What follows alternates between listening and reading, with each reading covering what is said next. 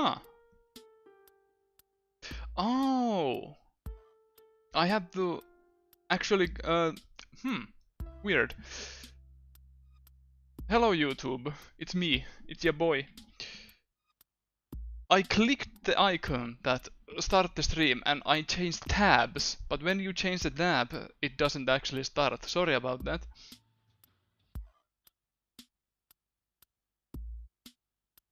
But it should be okay now. Hello. I made it to an English stream. Hello. Hello, Skulli. Skullivan.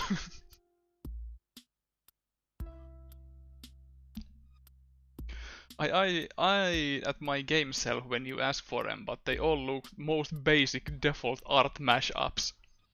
Yeah. I don't think when I look at my minimal game shelf, I don't have many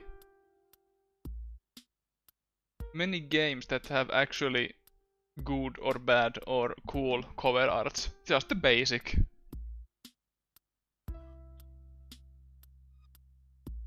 I think about the Nier box art a lot because it makes Father Nier look infinitely cooler than he does in game. But he is pretty cool all the time. But yes, the stream should be now on the YouTube side as well. Thanks for Kosanderi for reminding me. So I repeat that we are starting with good, then moving to bad, and then ending with cool with some user submissions. But cover arts in general nowadays don't have as much weight as they used to be. Because in the ye olden days, your decision on a purchase depended on the box art mostly, like how inviting it looked. Nowadays you can just look moving video, you can go to YouTube, even a Steam page, they have like videos and many screenshots and the reviews. And so, like in Steam, games don't usually even have that much weight in cover art. There are of course physical games, and I think Nintendo games still have pretty good cover arts. Especially the Wii U era. All the cover arts back then looked kinda cool, even though I didn't like the baby blue boxes themselves. I'm not sure what I think about the red boxes of Switch 2 as well. Cover art these days kind of just feels like a logo on a colored background, because 90% of the time you're gonna be seeing is probably in your Steam or a Switch or Steam library. Yeah. Weird.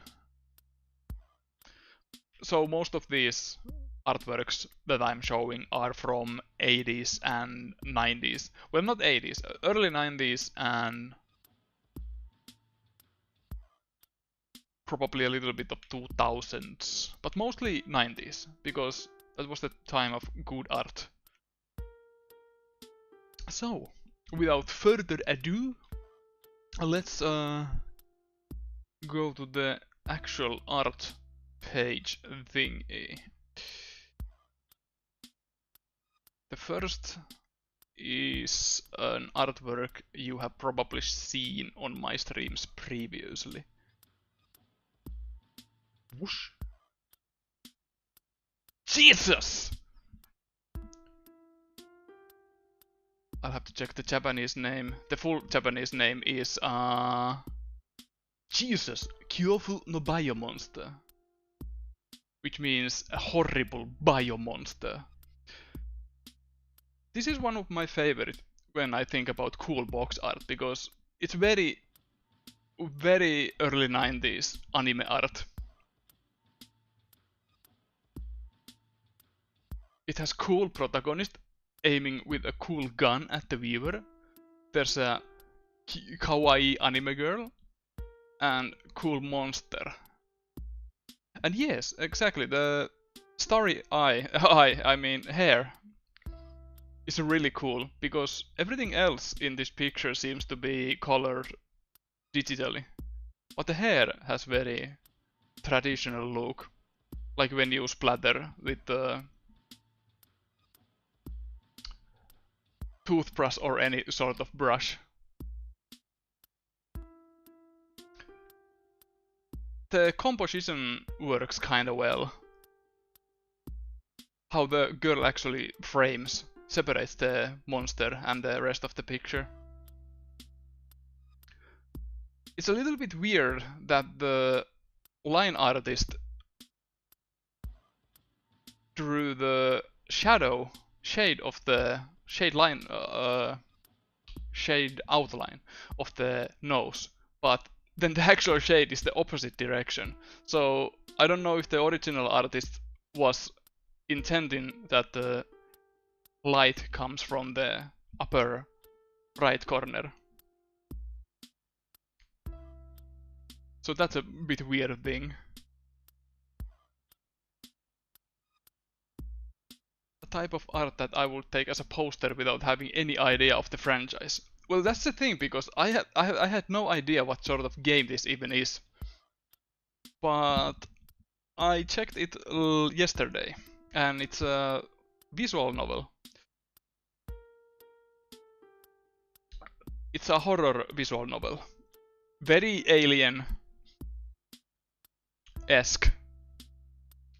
It was quite short when I watched the long play of it, but I don't know, the guy who played it knew exactly what to do there, so there's probably some trial and error. I'm mostly keeping these art reviews on the artwork itself, but I might talk about the game a little bit too. The monster in the actual game didn't look like this at any point, even though it evolves. It learns to speak as well. English, Portuguese, Italian, German, all the languages. It was very cool monster. And the girl in the game and the protagonist look like different in each shot. It was kind of weird. The only thing I'm not too sure about this artwork are the discs. These. Like, they don't actually ruin the picture, but without them it would look probably a little too empty. They add some cool sci-fi-esque into this, so I don't really mind. They're cool. And the name, Jesus. Horrible biomonster. For the context, the Jesus is actually a spaceship, not an actual Jesus. And hello, fresh salad and MNZZNX play. What's in it to twice the speed? I like how the blue circle goes around the outline of the hair. Oh yeah. So yeah, this is very cool. I will buy a poster of this. And this is the Famicom version of the cover art. This game is also on the PC 88, which we'll be looking at next. But I'm thinking if I have anything else to add. The girl looks very scared. And she has very watery eyes. Like there are 1, 2, 3, 4, 5, 6 if we count that little highlight. 6 highlights in one eye. That's insane.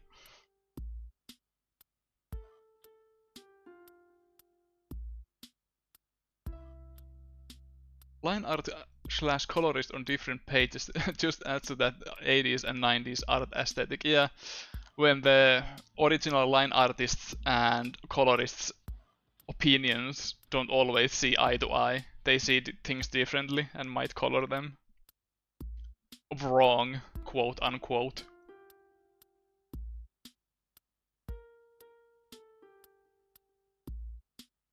The old PC 98 games were super cool in that sense. Very many of them had the cover art as poster inside. Oh really? I wonder if this does have. But unfortunately the PC 88 or 98 version has a different cover and it's not as cool as this one. Look, a cute anime girl is in trouble. She's crying. See? Don't you want to save her? Better buy this game. You can be this guy. Very cool hero. He has a bandana and a gun. And the monster has a very 80s and early 90s anime. Many monsters in anime look like this, like big, huge teeth, and like they didn't have any distinct shape. And just earlier I noticed that there's some parts of the monster coming through here as well. It goes through like whoop. And I wonder if this is also part of the monster. The colors actually match. It's a very, very big monster.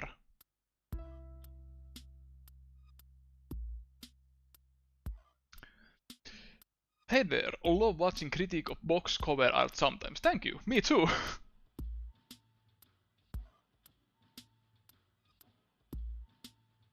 The insecty vibe reminds me of Nausicaa a bit. Yeah, it has many eyes. I wonder if these things at the shoulder are also eyes. They are colored the same way, so probably yeah. You can be the monster if you get the golden ending first. Imagine seeing this in VHS case with the Omaxi logo and the name being Pössy Jesse. Yeah, this is. I probably would. Well, young me probably would thought that monster is too scary, so I wouldn't got this from the rental video store. But yeah, enough of Jesus on the Famicom. Let's go to the next one, which is also Jesus on the MSX or PC. Something something. Here are the same characters, but the composition is entirely different. There's actually the spaceship, Jesus, and the monster in the background is more what it looks like in the actual game. This is also a pretty cool cover, but not as cool as the previous one. But enough about the comparisons. This has less anime art in it. It's more realistic. The background is well painted.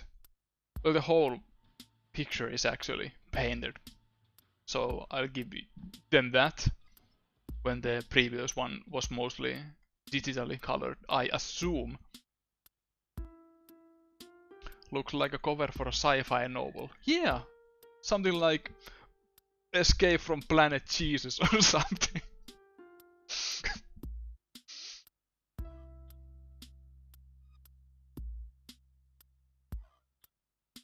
But the theme is kinda similar.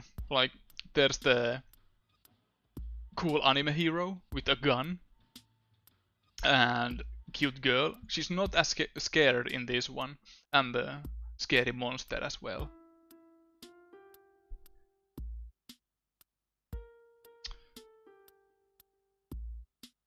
Feels a bit like western action movie. Hero man feels like 80s action guy with that outfit. Yeah, the sleeveless outfit showing his big muscles.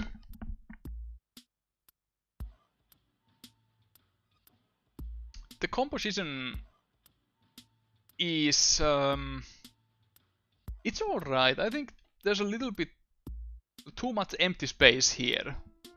Like, I think they wanted to show the actual spaceship, but there's not much to look at there. And I'd like to see more of the gun, the cool gun he's holding.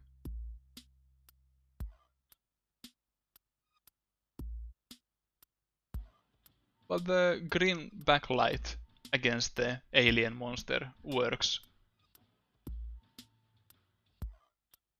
Because it's mostly like black. Right hand sausage finger stick out a little bit. Yeah. Yeah, his left hand also looks a little bit weird. Probably because I have analyzed too much of AI art. So now I look at hands like, did a human make this?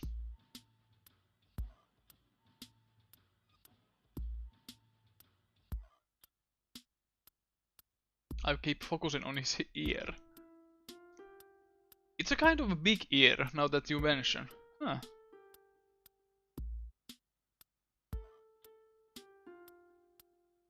But I don't mind. It looks kinda... Well, it looks kinda odd, but I don't mind.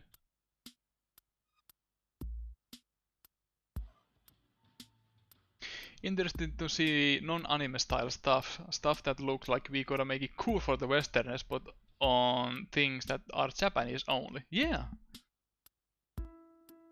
Well, back then, Japan wasn't as weeaboo as they are now, so they tried different styles, like more mature. How do you pronounce that? But you get the point. If Jesus is so good, how come there's no Jesus 2? Well, that's where you're wrong, buddy, because there's Jesus 2.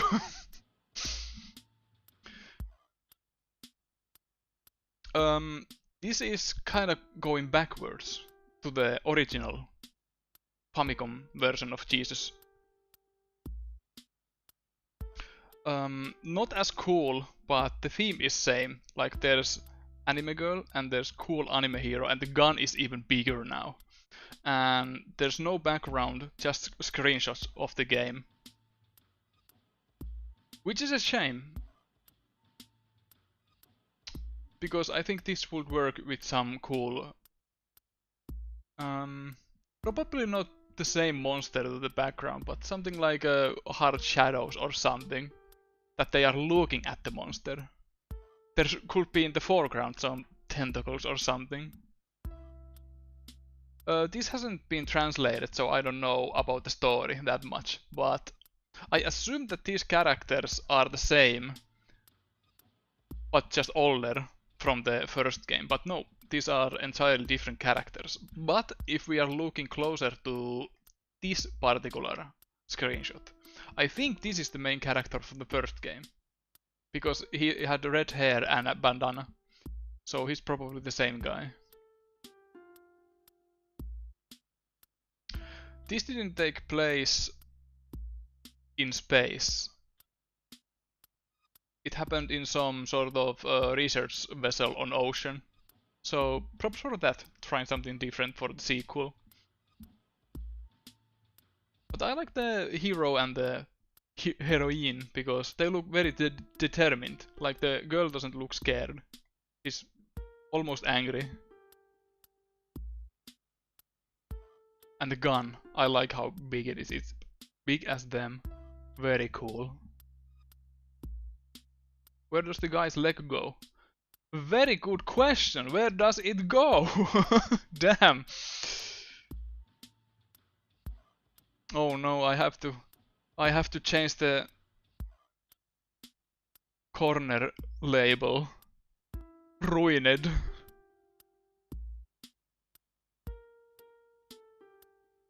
Just kidding. I think it's still good.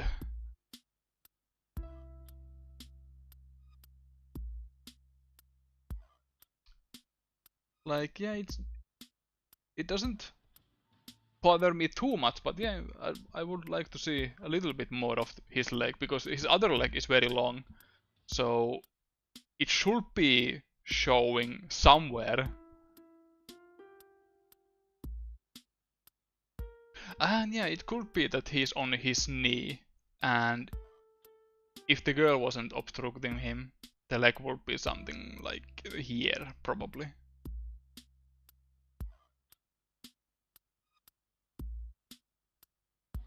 Hyper graphics adventure game.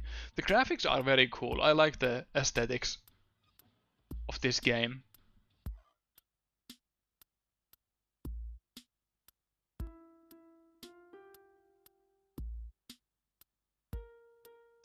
Jesus 2, Terror at Sea, the place God left behind. Is that the subtitle? Because that's kinda cool. Screenshot from the game look cool. I like that little robot looking fella on the middle left. Reminds me of Cube from Live Alive. Yeah! Very rotund robot body. Looks like a mushroom. That's a character from the first game as well. Or at least the little robot fella was in the first game too. Looked a little bit different, but could be the same character or a different model or something. The first game is fan translated and the playthrough is on YouTube. I recommend checking it out if you're interested in NES/Famicom visual novels. But watch it on twice the speed because it's kinda slow. The playthrough, I mean. Not the game itself.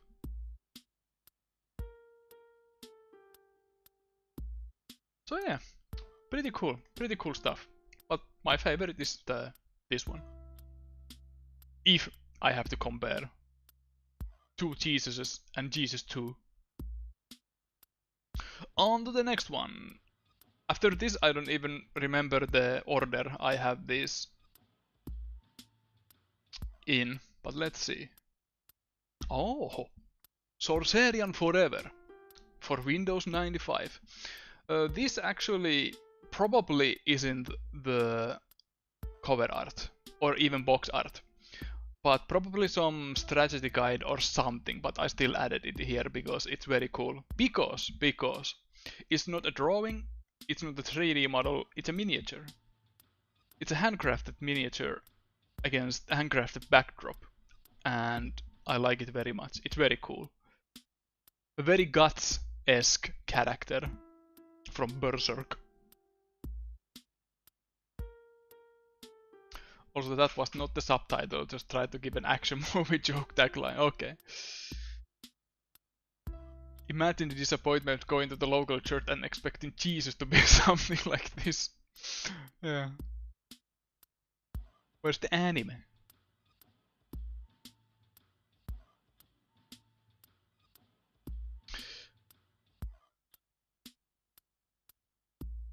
But yeah, there's a lot of space if the title wouldn't be there. So this picture has taken in very specific meaning that there will be a huge title.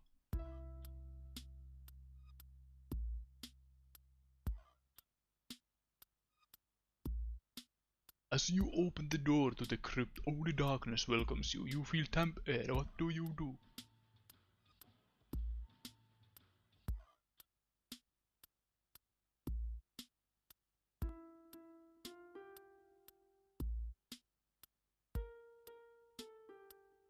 That's cool, but very same color box art. Yeah, I'd like to some contrast in colors because the guy almost blends in with the background. Was this Chinese cover? Is it? This song is kinda loud.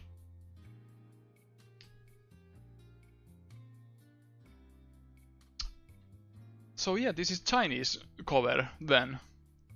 Okay.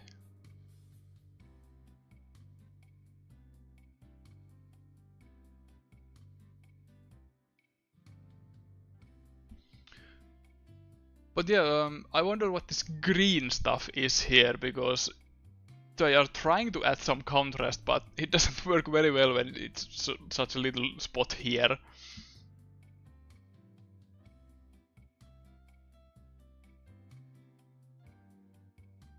But yeah, just like a chat member said, some sort of contrast would work better here. Because the guy is very blue, he has blue hair, and the background is blue. The text above Windows 95 just says Chinese. Okay, Chinese Windows 95. I wonder if it's any different. Moby Games actually has a clean version of this cover. Really now, because I used Launchbox for high quality box arts, but good to know. because the launch box has some sort of weird cover sometimes. They had fun art. Let's take a look at the... Oh, this is very cool. I wonder if I can save it and show it on stream as well. Just a moment.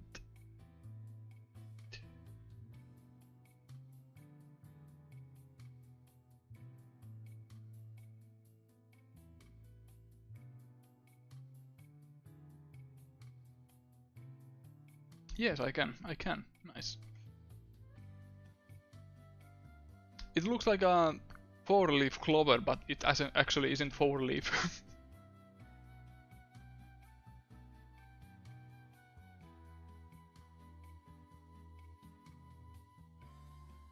And now you can see that the door is actually in some sort of cave, like the structure inside the cave is different from the rock formation here. There's a little bit of shading behind the guy as well, which helps separate him from the rest. Yeah, this is cool. Because the texts here, this weird blur effect, why? Doesn't add anything.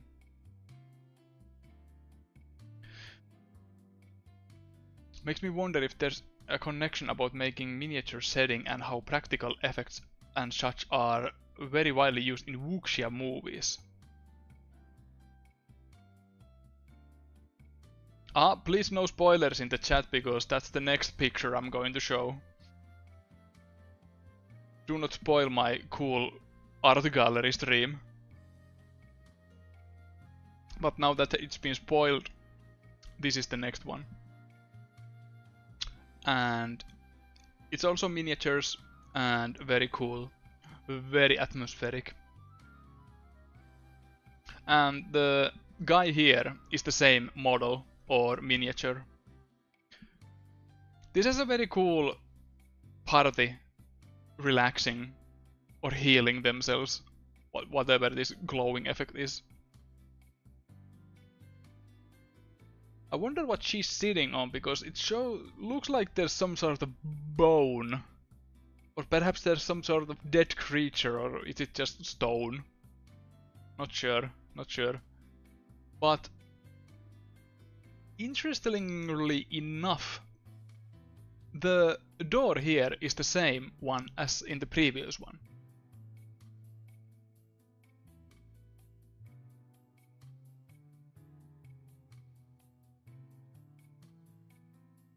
And this little bit shrubbery or something looks also a bit similar to this one here. It could be the same because they are miniatures, they can just move it around.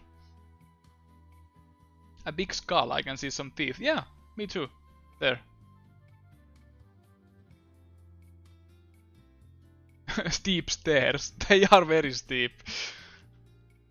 There's barely any space to put your foot in. And there's cool chest. And is that a shovel? Or axe? Probably an axe because shovel should have more here. But yeah, this has a very good feeling to it. Perfect place for a Kalista monologue. Oh yes, you are. Shut up. Hack and slash fury mentioned. Rejoice.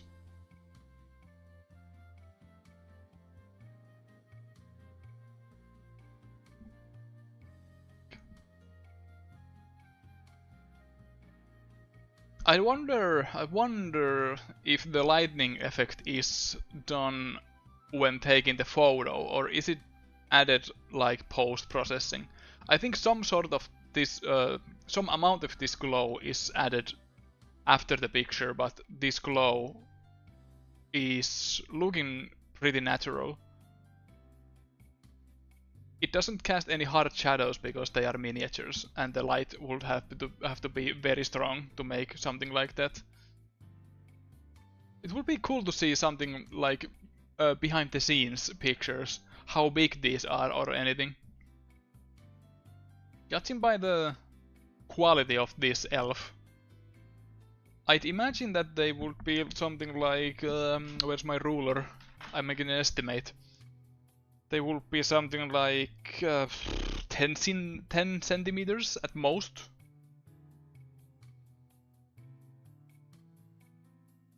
Maybe a little bit bigger, but not smaller than that. I think it might be a LED. That stick has a wire inside it.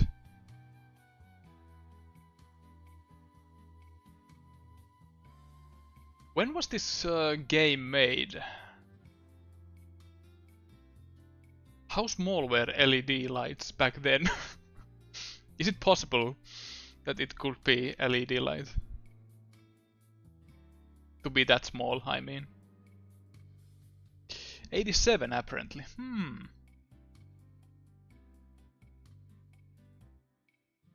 But yeah, cool stuff. On to the next one, which is also same sort of stuff, and this is my most favorite one of all of these. It has a very good tavern feel to it. The colors are a little bit muted, like in the original guy standing at the door. A little bit of contrast would work better, like making the background more blue and the foreground yellow. But I understand that it's pretty hard to actually control the lighting with miniatures. Not impossible,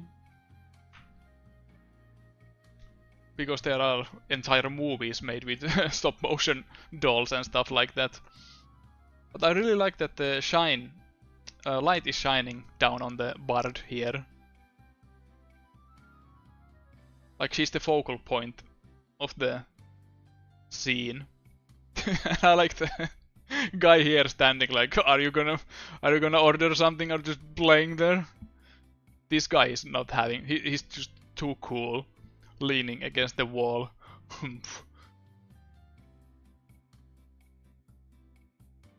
And then there's dangerous looking snake at the floor with a human face. Wondering if it's actual dangerous snake or someone's pet. Like this guy looks a little bit like a snake charmer. And this is just like some sort of Buddhist monk. Really colorful cast.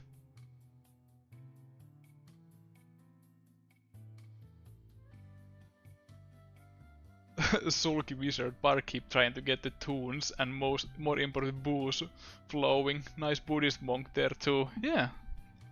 Wonder who this guy is. Some sort of warrior.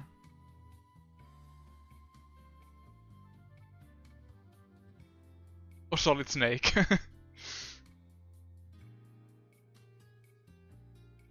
This guy is trying to order something, but he's listening to the music too hard.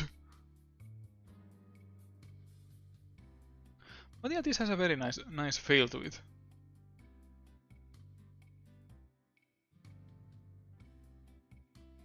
Like said in the chat, tabletop RPG feeling.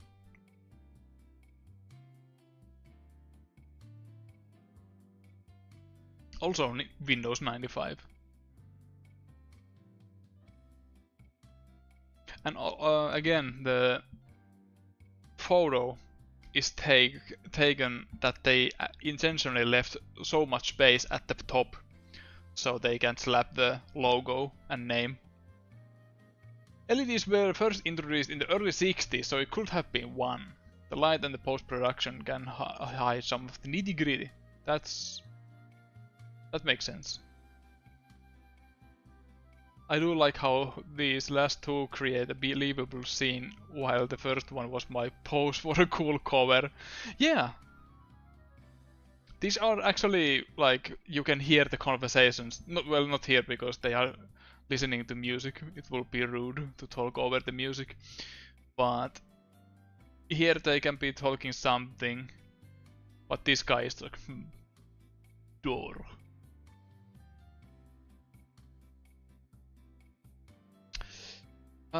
What next?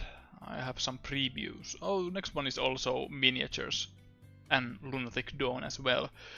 unfortunately, I couldn't find a proper version of this because this is just like, I complained about contrasts previously, but this has too much. This is like oversaturated to hell and back. Hard to see anything. But hey, contrast. There's blue and there's red. What else you need? I believe that this bonfire isn't actually a model. It's made post-processed. And could it be possible that some of these models are the same as in the previous one? Let's see, this elf chick. I think I see large ear.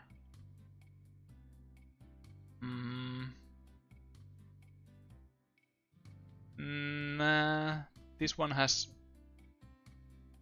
shoes or legs. And I think these aren't actually poseable. Like, they are made in this specific pose and that's it.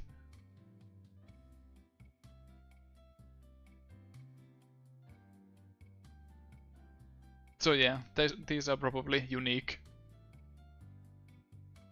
It's also a good scene. Like party hanging around at the bonfire. And this elf is showing cool orb. This guy is also having something in his hand.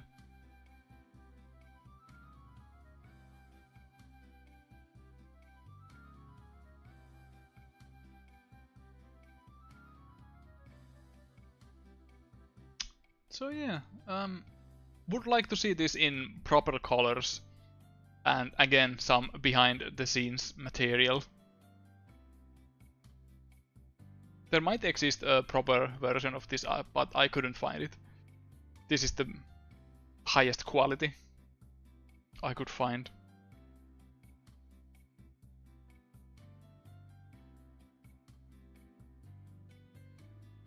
The character on the left is like, can we please ponder this orb, but everyone's straight by the fire. Next time a regular bonfire is the magma spell. Entire forest is just red because of magma. First PS1 releases, they just went lol 3D models, which look pretty bad. Yeah, I saw the 3D model cover arts. I'm not showing that on this section. But one might ask that these miniatures are pretty cool and the backgrounds, how come there has never been a game that would have handcrafted backgrounds and stuff? Well, that's where you're wrong, because, oh no, there's this one as well, Xanadu. I forgot the order wrong. More about that later. Spoilers! Xanadu, same miniature style as again. This also has the better quality version, which might be a little bit too bright almost, but you can see clearer the composition and the guys. Very cool. Very cool composition that the hero is in the background and the enemy in the foreground.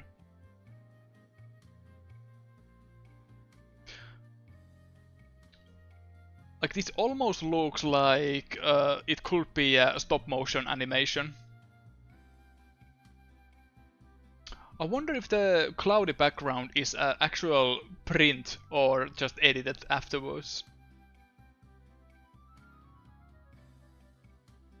That door is very small. Like, there's no way anyone, except some goblins, could go through these stairs. But yeah, as a cover art, it's kinda cool. I like it.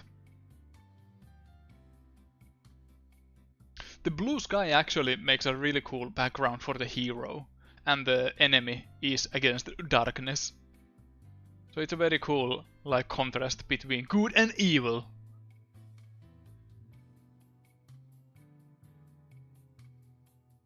sometimes cotton is used to make clouds, some light source behind. Huh. These actually look like they could be guys in costumes. Almost, especially this one, when it isn't as clear.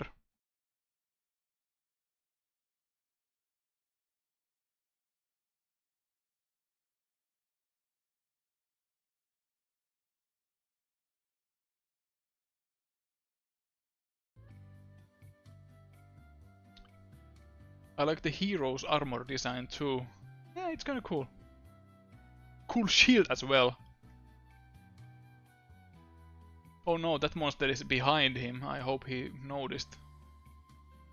Or he will be in big trouble.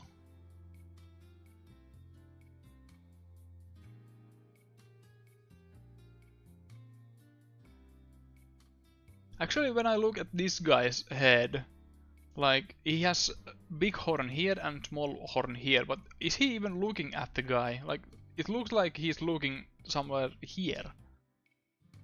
Like the helmet is tilted a little bit differently. I would assume that he's looking at the guy, but who knows? Who knows?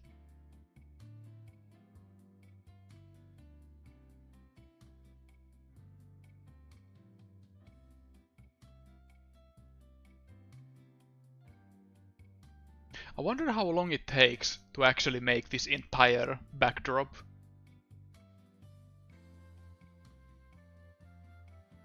Because I have no experience or knowledge about arts and crafts. It would be cool to do something like this, but I have no space. I assume that it will take so much space and would be so disorganized mess. I would have to like have own studio for stuff like this.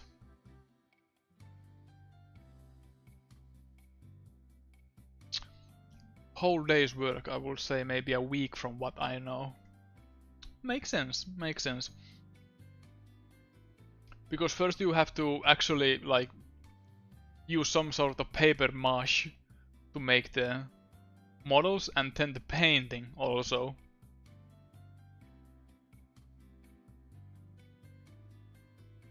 Let alone the actual models, the little guys.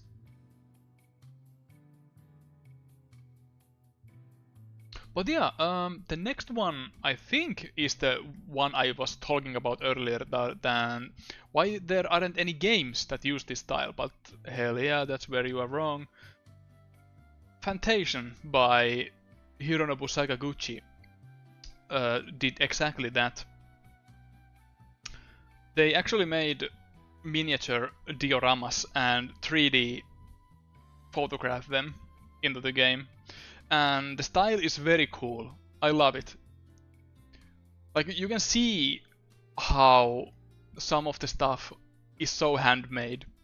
Some of the stuff I think I saw like some human hair or dust left in, and that adds to the charm. It's very cool. The game is alright, a little bit too long for my taste, like 80 hours long with lots of padding. But in the end, I enjoyed it. Good soundtrack from Nobuo Uematsu as well.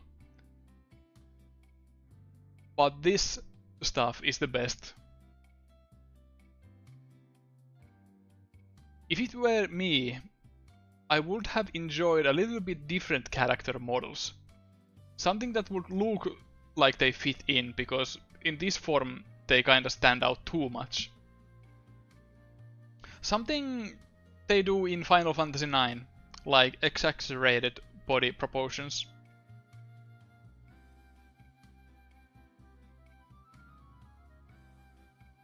I'd love to see more games that have backgrounds that include scanned-in clay handmade stuff.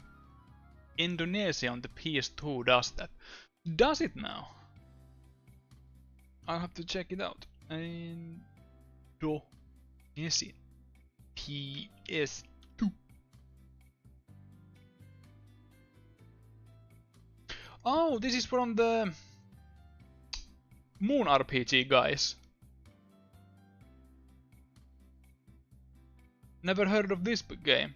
But yeah, they used the clay models in Moon RPG as well.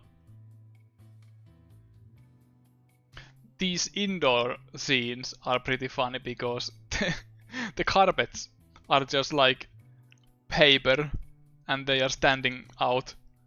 They didn't even bother to flatten them out. And I think it's fine because it adds to the charm that these are actually handmade. Love it. But again, the character models stand out too much from the rest. Not terrible, but a little bit jarring. Oh, nice also that the seams of the actual room can be seen.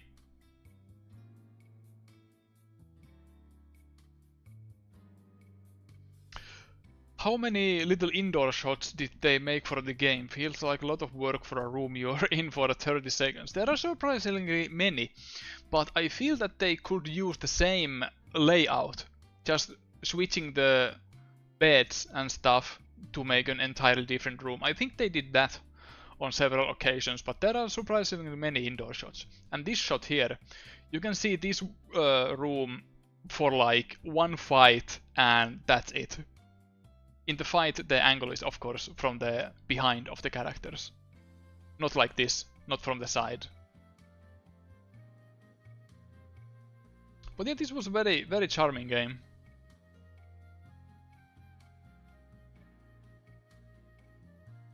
But surprisingly, like this room, you spend something like 30 seconds. And when you think how much time it took to actually make this, there's just one chest and then you go away. So I really, really wanted to appreciate the backgrounds they made for the game.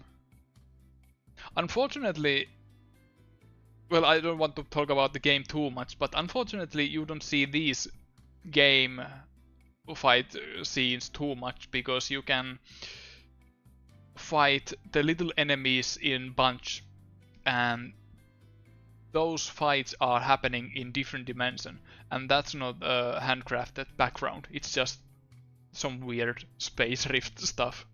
A bit of shame, because I like this one very much. I have Fantasian in my backlog, but so little time to finish it. I understand. And hello to you. Welcome. There is also Neighborhood series, which were done in claymation. Yeah.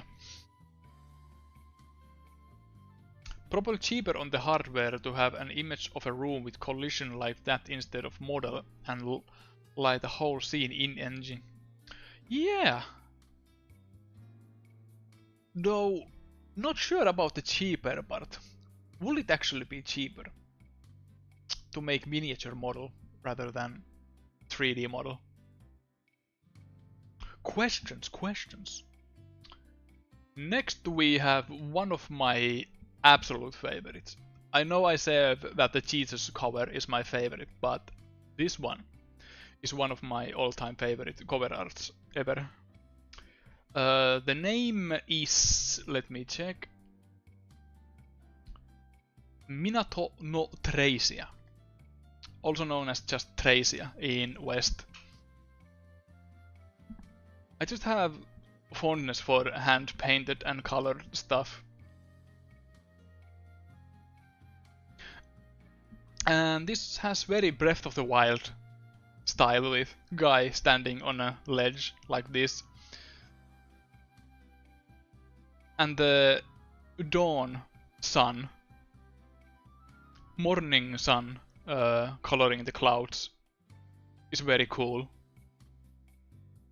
Add some color to the otherwise very blue cover art.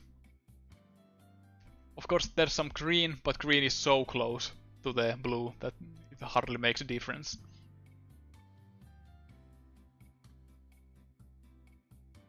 Hey, yeah, hero guy and big world off to rescue princess. And that's a cool thing, because this medallion he has this epic shine, and he's holding it, it's also shining, so you know exactly that he's looking a picture of his beloved waifu. And there's the title is obstructing it a little bit, but there's a town and ships there, some seagulls. So yeah, this has all the good elements of a good cover art. I love it. It has a sense of adventure. Just the scale itself is very grand. You can see so far into the horizon.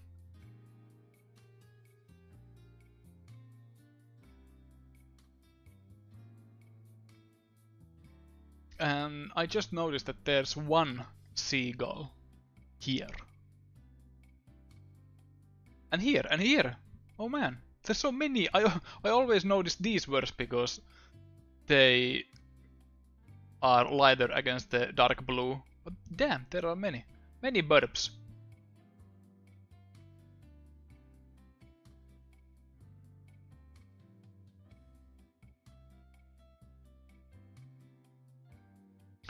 I have this game and I remember it wasn't very good. That's a wonderful joy of Pogs arts. That the cover can be awesome, but the game itself is like meh.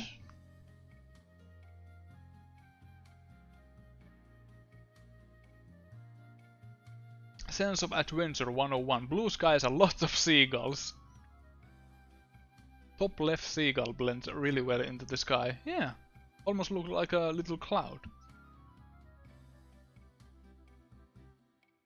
And the girl has nice hairstyle. I like it. I like the braid. She doesn't look exactly like smiling. She's like sad smiling. Like, huh. And if this is some sort of medieval Fantasia, I wonder if this is actually a painting instead of a photo. And what is he? It's a shield, okay. From further away it looked like some sort of turtle shell on his back, but no, it's a shield. There's a distinct shape. It has some holes in it, like bullet holes. Makes me wonder if this game actually has guns and swords.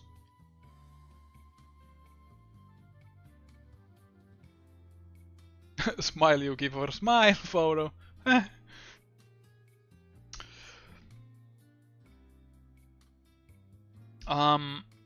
I try not to compare Japanese and Western cover arts, but in this instance I do just that. This is Tracia for the Genesis on the in here. Really different feel. There's no cute girl in here. No, well, there's adventure, but not as a grand scale. I actually like the dragon's face because it has lots of emotion. It has very cunning eye. It doesn't look as fierce. This one looks that he doesn't have anything on his mind other than bleh. But he's the cunning one. This guy is not having it. Shoo! Go away!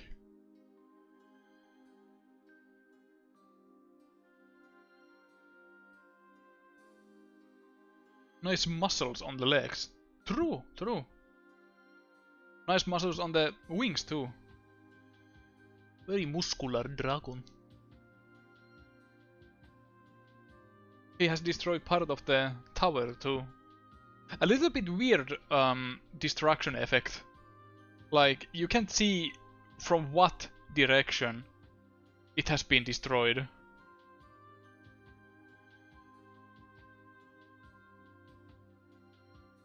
Like, did the wing go like whoosh from here, whoosh, or whoosh, and not inward?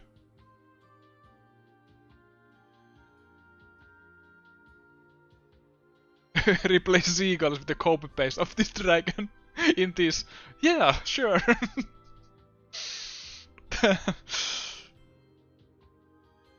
Is that the artist signature on the wood floor? It is, it is. Gindi? Gindi? Not sure. This actual location for this fight looks awful. Like there's not much room to move while this dragon is just flying around. I'd hate to have this fight in Dark Souls.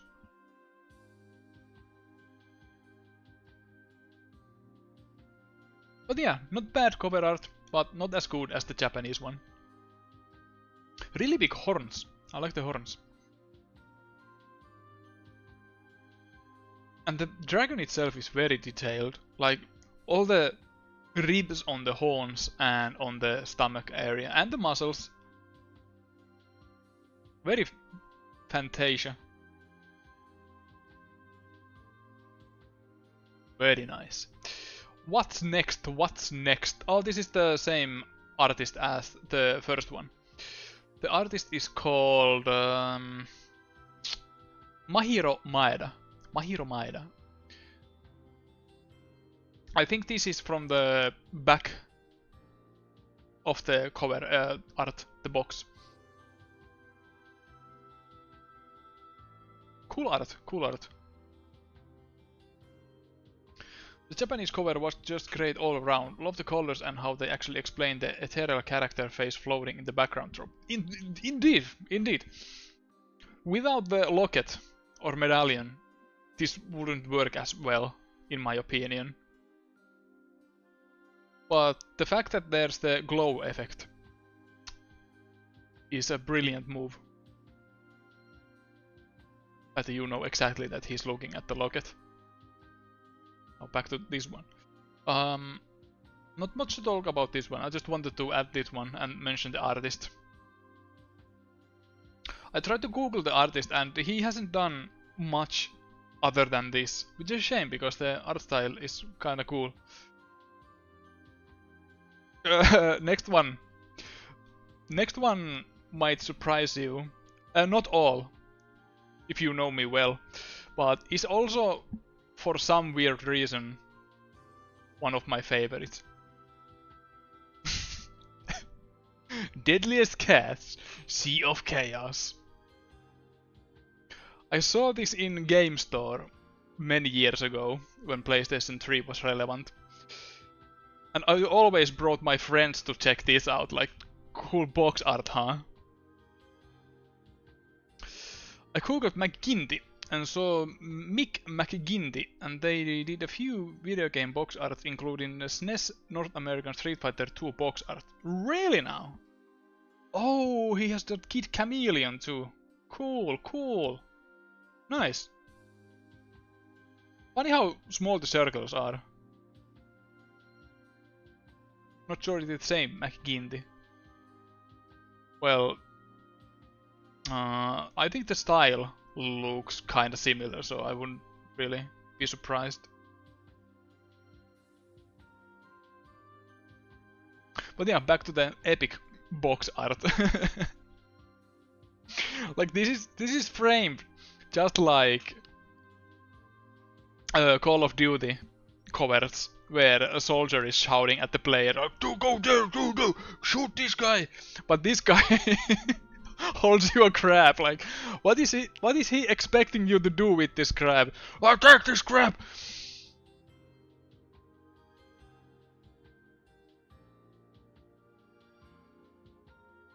Soy face pointing.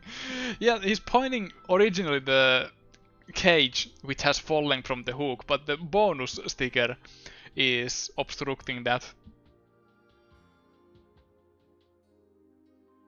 It's funny to me because it tries to look so epic, so cool, and these two guys are doing nothing useful. This guy isn't even trying. He's like, I can't reach it. Well, this guy has just fallen. Like, I understand. This has a good feel. A little bit too much shit on the cover, like this PlayStation Move sticker, the bonus sticker. This is a must-have for any fan of Deadliest Catch, XXL Gaming. Like, I would like to have this on, like, without all this shit going on, but since this is a box art review stream, we are watching at box arts. And the technical aspect, I think this guy is painted. Probably photo referenced heavily. But still.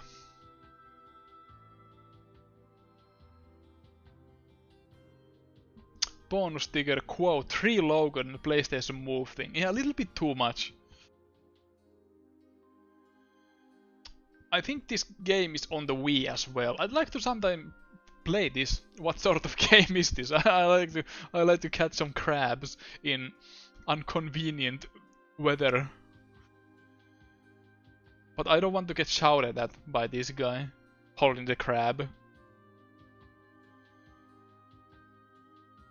I think, like for real, what he's shouting is that these crabs were in that cage, but now that cage has fallen and the crabs are escaping into the ocean. Go and do something about this. You, the player. Because this guy does jack shit. I can't reach it.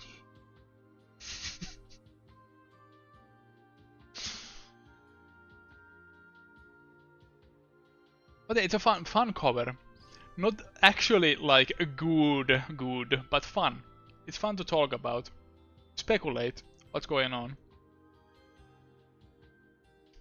Next time you eat crab, think of this guy. Think of this guy shouting in the rain when the crabs are escaping. I've seen Deadliest Catch and all I remember about is they were always yelling and it was always raining. So this cover is pretty accurate. Yeah. Probably, yeah. So yeah, good cover, good cover. Next we have... well, this is just my favorite cover montage.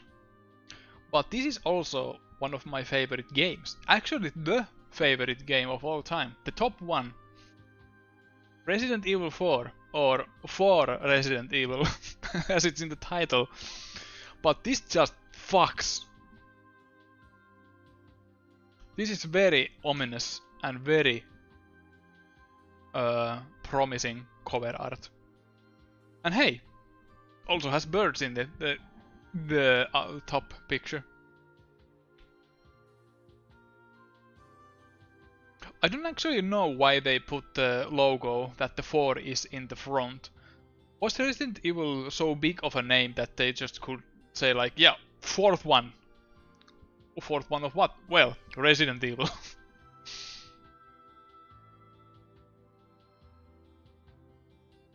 Very cool contrast and use of negative space.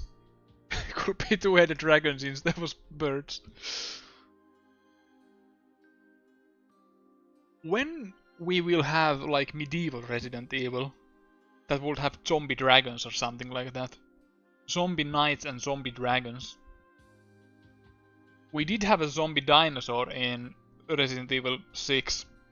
Not close enough. But this is very awesome. Very awesome cover. My only critique would be that the forests in Resident Evil 4 aren't actually that luscious. They are very dead. But that's a very minor nitpick. What I also like that the red is the major color in this one, and all the logos and stuff are also red. The age rating, the Capcom logo, and Nintendo logo. Well, the official Nintendo shelf quality isn't red. And interestingly enough, this version I have doesn't have the only 4 Nintendo GameCube sticker. So I wonder if this is printed when the PS2 version was confirmed or something.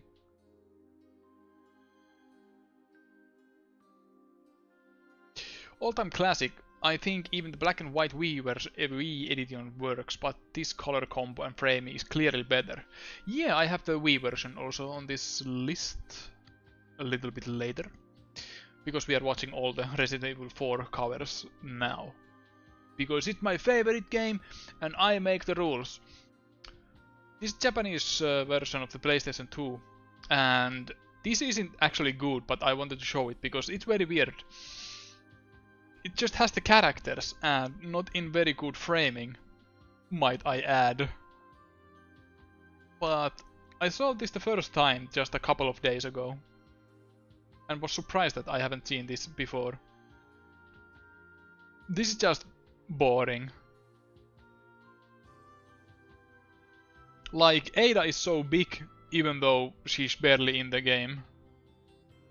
And I'd like that she's would be kept as a secret character, because you don't know of her involvement in the game until she is in the game. So yeah, kind of boring. And the white background is very weird. Like, why couldn't they make some darker? And the glow effect actually in the middle or front. Yeah, not good, not good. And these Japanese stickers that warn that this game is extremely violent are kinda big and often ruins the actual cover, in my opinion. Everything is just at the bottom.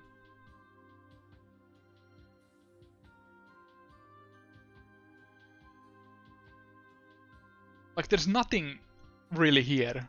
Everything is just cramped at the bottom.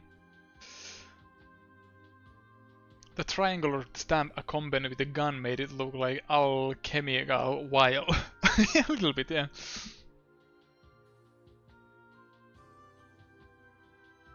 But yeah, not very good, not very good, but the US version entirely different from the Japanese, European cover. Like, this is just a mess.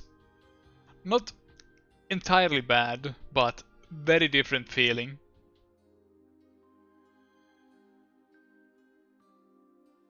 Leon also has the glow effect to separate him from the rest.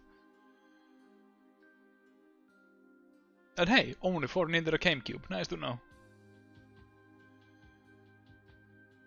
I understand that the US games always had covers like this to show what the game is actually like, while the Japanese and European covers are more artistic, leaves room for the imagination.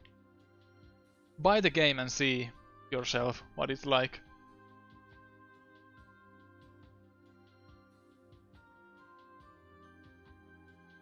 At least the guys at the back are darkened, so it doesn't pop out as much. But then the background is in lighter tone than the guys, so yeah.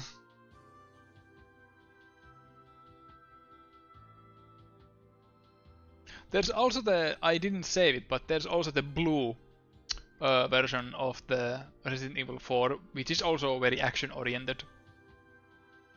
I think they did that for the HD version, mostly. There's a certain PS2 game that comes to mind between painted Japanese version and North American version with ugly models, but I don't want to say it just in case. I don't have actually Ico on this list, but that's the game. That's so common that I didn't even think about it until you mentioned. But yeah, that is the perfect example of the region differences of cover arts. What's next? What's next? Oh yeah, the Wii version. Not as good as the GameCube, but because Wii box arts or the actual casings were white, so they decided that okay, let's make a white version of this one. And hey, Here the trees are more like in the actual game, so I can appreciate that. The chainsaw guy looks more lost than threatening in this one. Oh, where I am so lost in this dense forest. Kinda regretting I never realized to get this while it was properly available. Seems that many people actually enjoyed the waggle in this one. Yeah, for the longest time, Wii version was the best edition of this game because it has all the bonuses from PlayStation 2 and GameCube version. And aiming is very fun because it's also the easiest game because you can just point at the heads and shoot.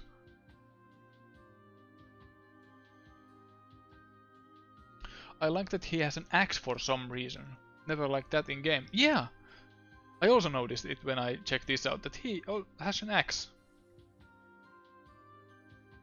Does he have that in the GameCube version? Let's see. Oh, he has. Just not as a huge of a silhouette, so you don't see it that well. But yeah, this doesn't have as threatening aura. And the shadow, I understand, but not as great. And what is this? What is this stuff here? This weird smear effect. Looks very off place here. Like someone accidentally smeared the picture. Oops!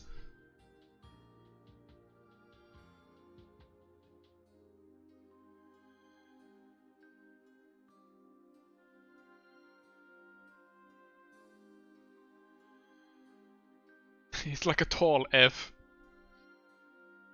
Resident Evil 4 for the Wii. It's supposed to be like a burned photo, maybe. Many ways to see that smear effect here and there.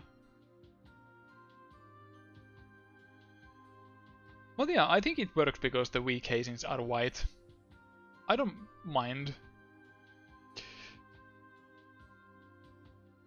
But is this one expensive nowadays? Because I kinda like sold my copy to my friend for like 10 euro or something.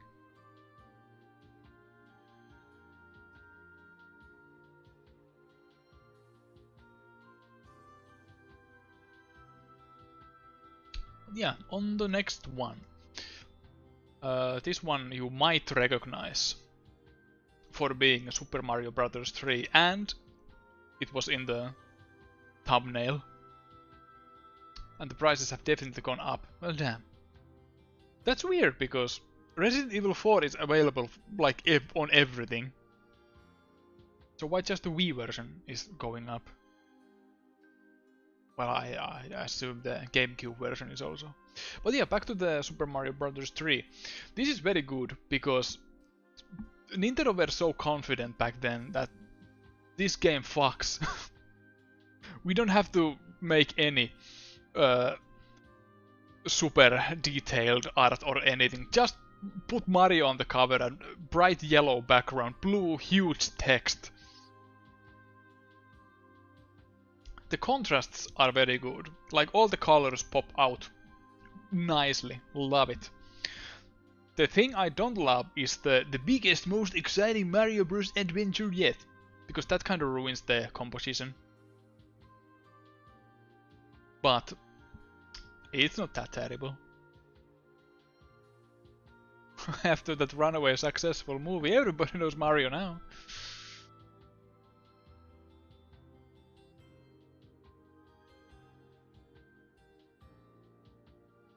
But yeah, this one is so confident that I just appreciate it.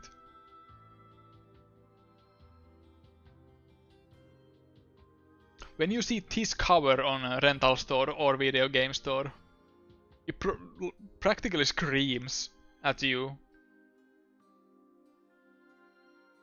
A very bold move to just make a yellow background.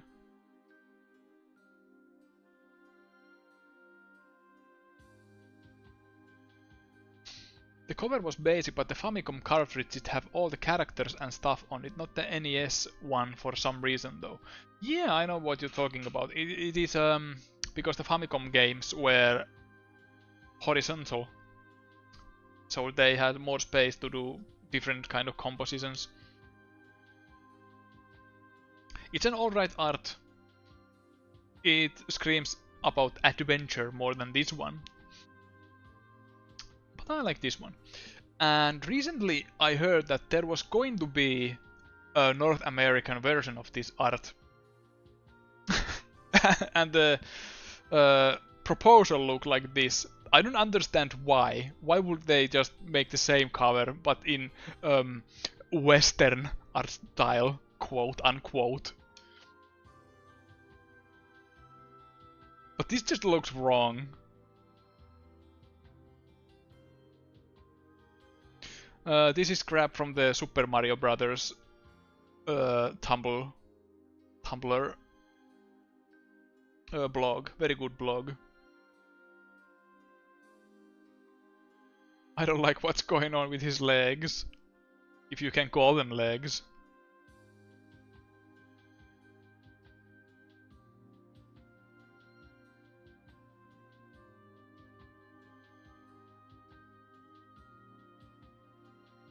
Got the bros on the left side though. Can see the evolution of this in the later Mario 3. Oh yeah, the bros logo is on different place.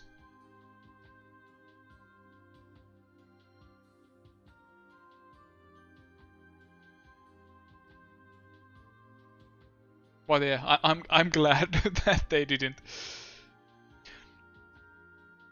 Does this in some way avoid paying extra since you see this type of draw-through art in other stuff as well? I don't actually know the reason. Why would they have to do this, but that is one thought. Why it could be.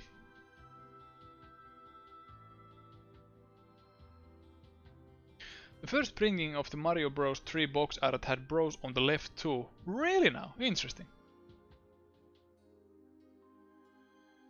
I assume they started with that and the art design, then used the better Mario art, then realized they should move bros to the right since it fits better there with the new Mario art instead of old. Huh. I would catch the final cover Mario if he dived towards me like that. The prototype cover one I dodge out of the way. And he goes like, oof!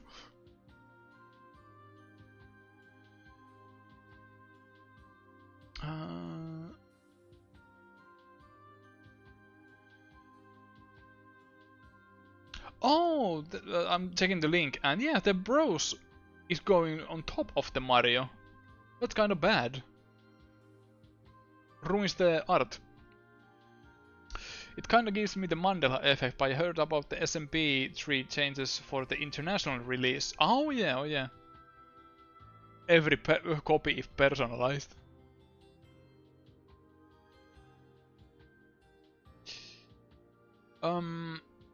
I probably should move to the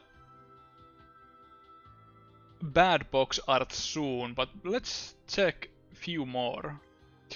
Super Breakout. This is very cool. Mostly because the rainbow effect is shining on the guy's helmet. Happy Pride Month, by the way. And the art style in general is kinda adult. Not any kiddie shit like Mario 3. We are old men in space. A little bit of empty space. I don't know if the actual cover art is like this, that there's lots of empty space at the top.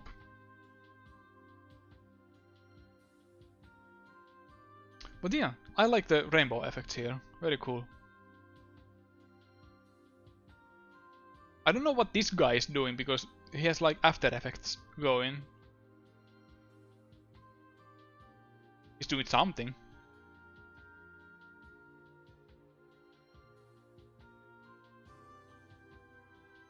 There's also a signature there. Hard to see what it says. Fam.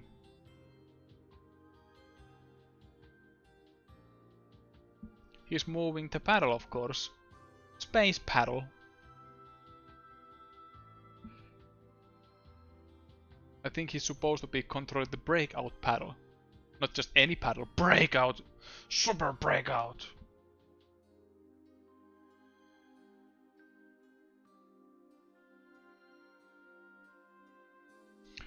Rainbow reflection is cool. I didn't actually connect the rainbow on the reflection as being the bricks you're breaking too.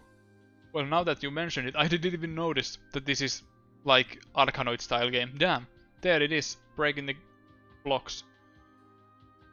This is why it's nice to stream this, because I notice things I haven't noticed before. Huh. Nice! But yeah, in overall grey space art, the rainbow adds a very cool color to the overall picture. On to the next one. We have... This is actually user submitted, but it also was on my good box arts. Of course it is here. Fucking phalanx. One might ask that why it's in the good section. Because I think it's very good. It raises so many questions. Why would a space shooter have an old guy with a banjo?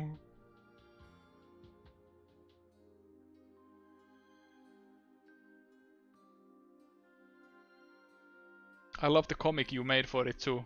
Thank you. It's one of my favorites too. I'm kicking myself for forgetting to send in my pictures. Maybe next time if there is one. There's absolutely, because... Yeah, there will be more in the future. Don't worry about it. My brother absolutely would have bought this game based on the box art. The reason... I think everybody knows the story, but let's refresh our memories. The reason why there is an old guy with a banjo in a space shooter game is because the publisher thought that in the United States there were so many space shooter games that they wanted to separate themselves from the rest somehow, that the game would sell. So they just made the most confusing cover of them all and take the stock photo of this guy. Guy's name is Bertil Valley, by the way. I learned when I researched about this cover for the comic. He was a model, also a Santa Claus, on malls and stuff like that. If you'd believe with that beard. Yeah, he was a mall Santa. And something I originally didn't notice about this picture, that there's a dog. You can see the back of the dog here. And these weird effects are in the most of the scans I have found. I don't know if they are in the actual box art, but in this scan they are very noticeable. And yeah, the dog is the reason why the comic I made about this guy also has a dog. The dog is visible in the manual, because there's the full picture of this.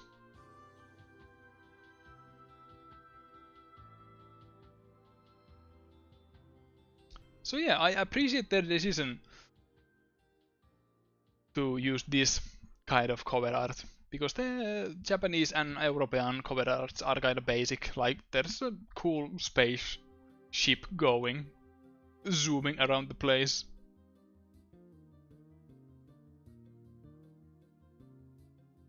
I would wish that the actual spaceship would look like a spaceship more, because it just the afterburner effect looks kind of. But when you zoom in close, you can see that the spaceship is there. The shape is just kind of weird. Doesn't really register as a spaceship to me. But yeah, good cover. That's all the good cover art for now. Let me Let me show you this epic loading screen I made in 5 minutes while I prepare for the bad cover arts.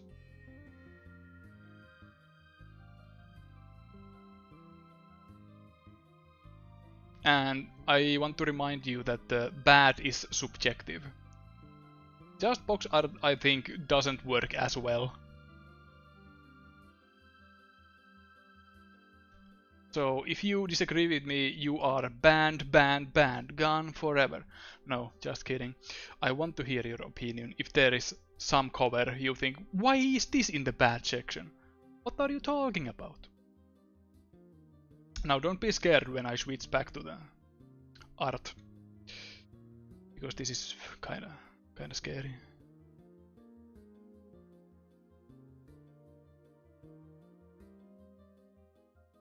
I showed this in one of my earlier streams when I talk about box arts, but let's refresh our memories of Bubble Bubble Revolution. The more I look at this, the worse it gets.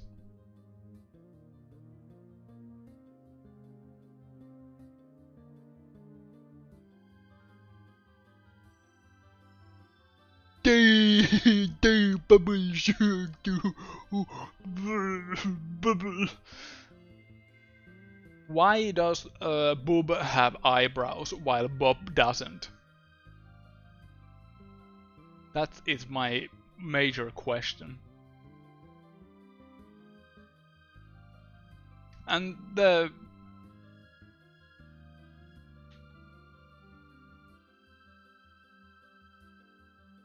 it just doesn't look good or interesting. Like, there's nothing in the background except bubbles. Well, there's that in the Bubble game, but where they are just floating in some carbonated drink. I appreciate their Pac-Man eyes. Those are the best element of this, but everything else just not very good. And shows how much confidence they had, because they had to write this edition also includes the original Bubble game. Yeah, okay. If you don't like the Revolution one, play the original, where they don't look like this. I don't even know if they actually look like this in the game. I hope not. But yeah, this is just bad.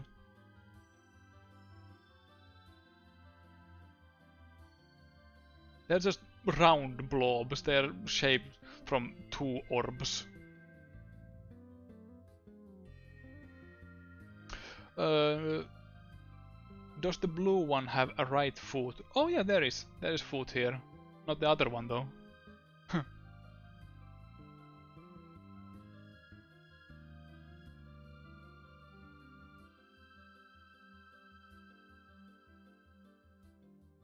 They look like sneakers, but I think they are claws. Just stylist claws. Oh.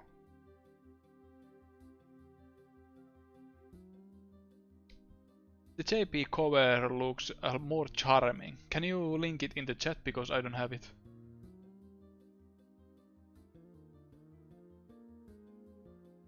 But there's nothing to attach to here. Just 2 odd-looking dragons. Let's see. Oh yeah, this is kind of cute. Kind of similar, like in a way. There are 2 dragons, close up of them, and minimal background. Not bad, not bad. I think this game also had some sort of game-breaking bug, or was it something else Bubble related? I forgot.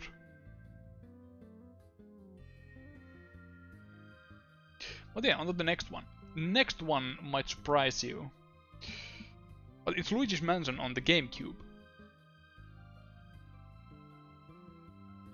Luigi's Mansion is notorious for being unfinished in Japan. The US and European versions are more, they have more rooms and more songs, and everything is just more polished. Sound effects and all. And it reflects on the cover as well, because there's just Luigi in the darkness. screaming.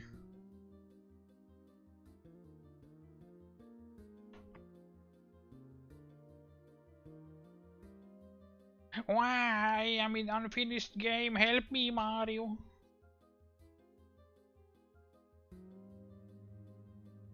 Why? Why does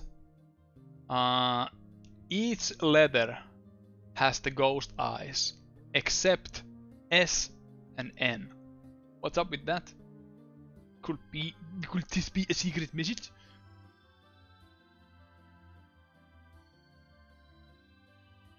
Is this the next You Are Mr. Gay?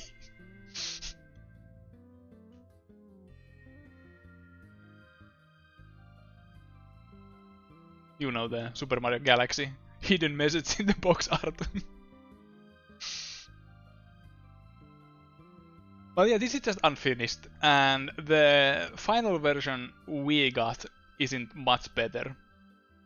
The same Luigi screaming his separated head. There's more stuff in the background, but the actual mansion is barely noticeable because there aren't any light in the windows.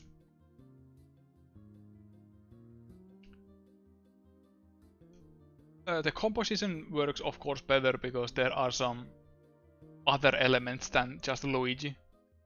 But for a game called Luigi's Mansion, it's weird that there's no actual mansion so visible in the game. Cover, I mean.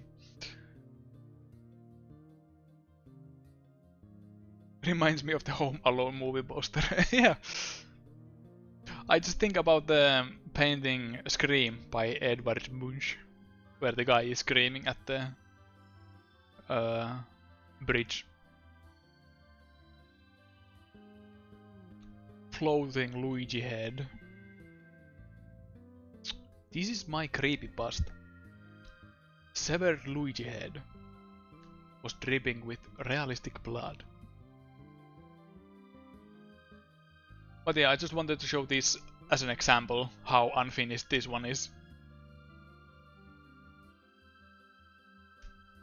Not very bad, but not that good either.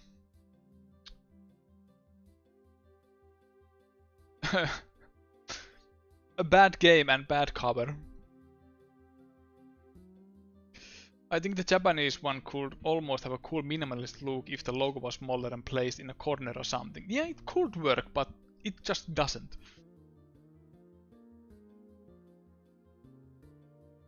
JB Copper might benefit having a... Let's look at this one still more. JB might benefit having vertical Japanese text on the side, like a scary movie poster. Yeah, exactly, because there's more room, and it could have Luigi's head a bit bigger if it was vertical. Probably adding some slight effect could also work to make it better and look like a poster as well. But yeah, let's go back to Yakuza Fury. I actually own this game, and it's almost shameless Yakuza copy, because the main character also has a white suit with a red undershirt. You can change the outfits, but that was his basic one, if I remember correctly. This is from the same series, the Simple 2000, where the all-time classic Demolition Girl is from, and One Chambara, also known as Bikini Zombie Slayer. This is from the same, probably not the same people, but same budget stuff that you could buy this game at with 2000 yen. That's where the Simple 2000 came from. I think. Don't quote me on that. But yeah, this is very low effort, just clip art. What do you think of when you think of Yakuza? Guns, money, women. Okay. You don't even play as gun lady. No. Of course you don't. You just play as a hooligan. hooliganing around.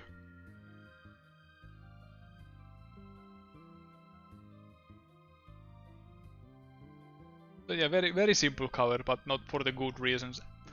If anything, the dragon is kinda cool.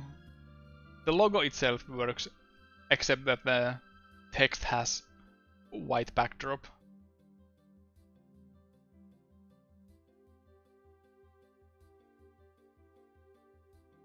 And speaking of Yakuza, there's Yakuza 3, which sucks. I hate it.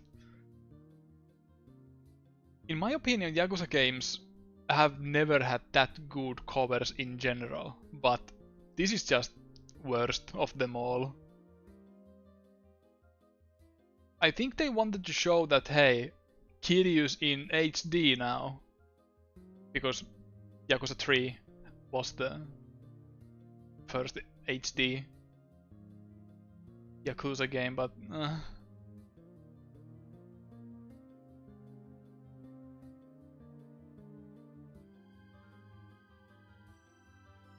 CG rendered heads never look good and age worse.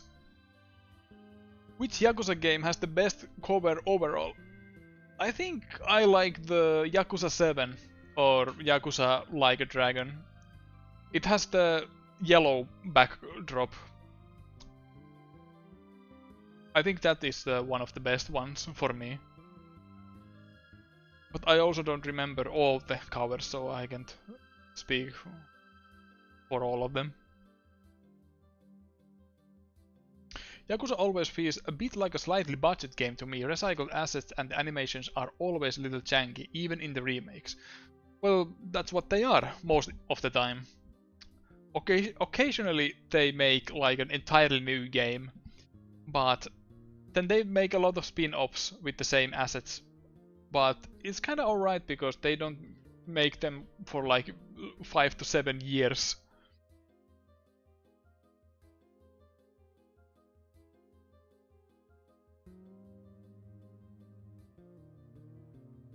Yeah, the Japanese cover of Yakuza 3 is a little bit better. I like when the guy is looking at the looking up,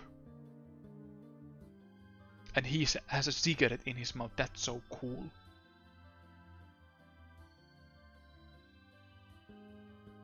But yeah, this isn't very cool. This is just bad. Wouldn't buy.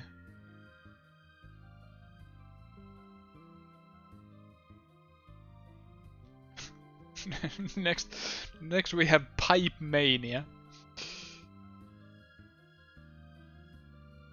If there are any people in the chat who have ever drawn video game covers, please do not put screaming men into them. That's not a very good look for your game if there's a guy screaming in frustration. Ah! And it's in entirely different art style as this goofy guy fixing the pipe. So that's even weirder.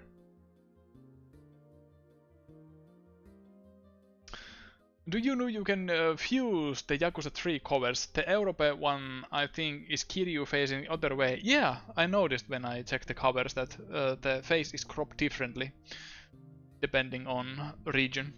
So yeah, it's possible. But yeah, the cartoony guy is alright, I like it. Nice colors, nice color contrast between the oranges and green. But the screaming guy at the back. Ah! Many logos at the side as well. Makes the composition a bit weird. I wonder if that guy at the back is his boss. The guy is just fucking up.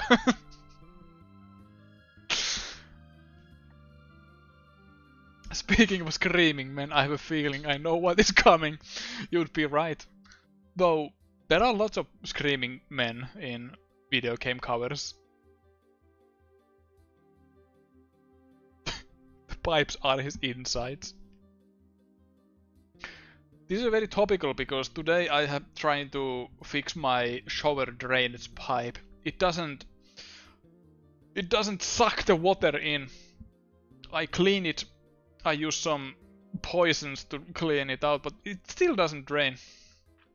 I have to call some fixer guy, plumber guy. Super Mario, help me. That is my face when I've tried to fix my shower drainage. This was me in the morning when I had good hopes that I can fix it today. This is me now. Just a moment.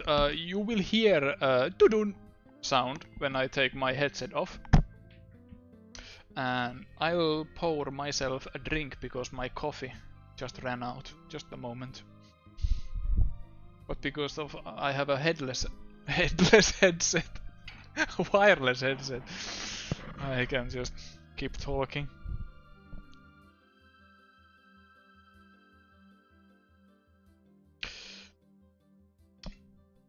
I use a needle nose pliers to get in them open, to get in them once I remove the drain cover and pull out all sorts of nasty hair clumps. Yeah. It's a thing I never look forward to doing, but you gotta do what you gotta do. I should buy some filters to the drainage that not anything like uninvited hair clumps will get in. Just replace the filters and that should be it. But yeah, enough about my shower thoughts. On to the next one. Ah! Well, these guys aren't actually screaming, they are just yawning, but they look like that they are screaming to me. And this this is actually an advertisement for the game, but I think this is also used as a cover in some cases. But this is a classic. This is a classic when people talk about bad video game art. And this is just terrible. Like, again, if there are any people who work for video games, don't put screaming or yawning guys in your art. Because this looks like a nightmare.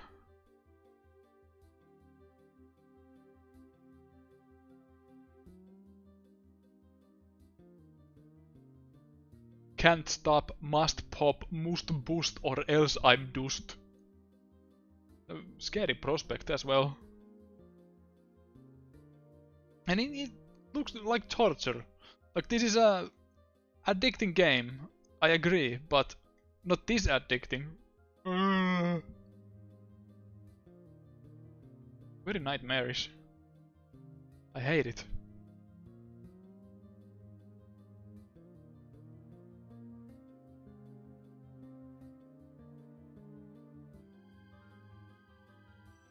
This is giving Clockwork Orange slash Hellraiser.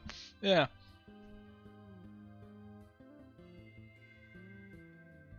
And the fact that all these heads are in the same direction and same angle as all the others. Though, if few of them were mirrored other way around, I don't think I would enjoy it. That would make it even more hellish. And here are some covers from the other actual games. Like, they actually show what it's about. It's a puzzle game.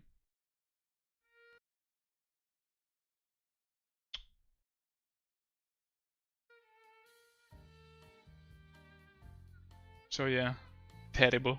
Just terrible. But wait, there's more. There's more screaming guys. Ah!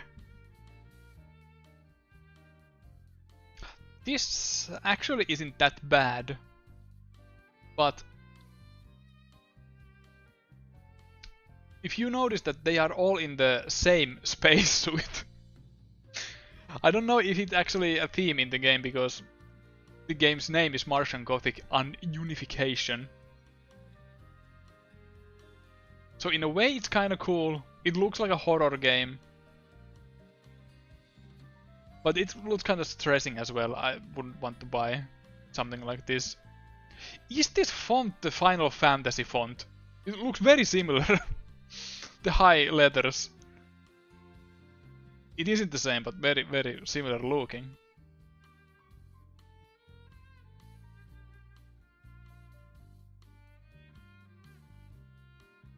Screaming because spacesuit helmets are meant to fit 3 heads inside them.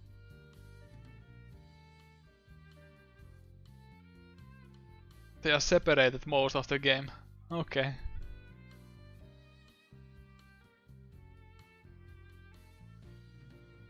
So yeah, not that bad cover, but a little bit weird. Of course I like weird things, but this is weird in different sense of way.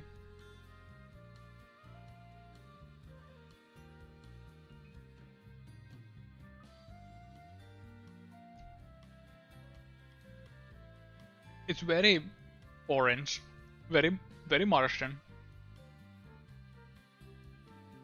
So yeah, it does an alright job conveying the Martian Gothic unification.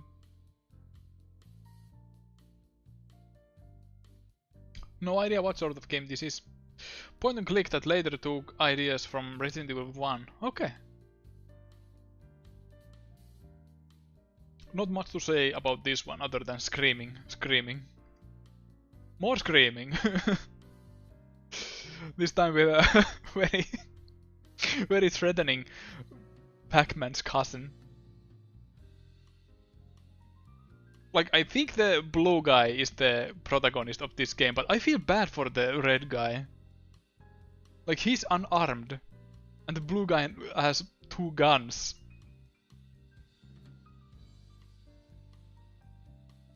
Ghost chaser.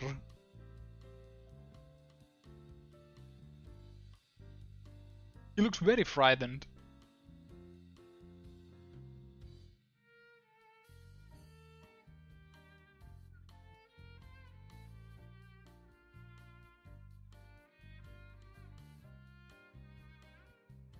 The blue one is just this.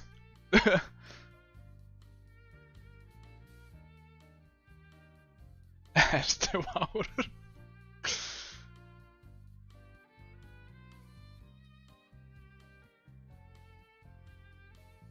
I feel Red Ghost's reaction is warranted. The cover art therefore is immaculate. The real power pellet is just getting bullets for your gun to murder them in cold blood.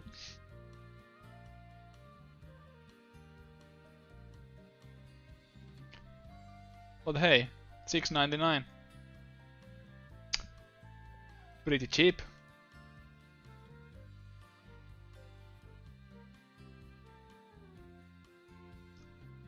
Weirdly muscular arm as well. Not just cartoon arm, but slightly muscular.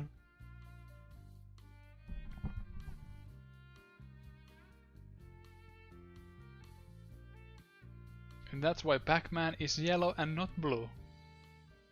No wait, there's another.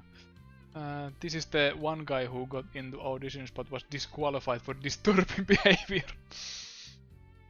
The gun looks so out of place. Yeah, they probably wanted to stand out some way or another. Let's just give Pac-Man a gun. And I don't think he has a gun in the actual game. It's just in the cover art. I would imagine. Are there any more screaming guys? There aren't screaming guys, but I want to scream when I look at this art. This is just gormless. 100% gormless.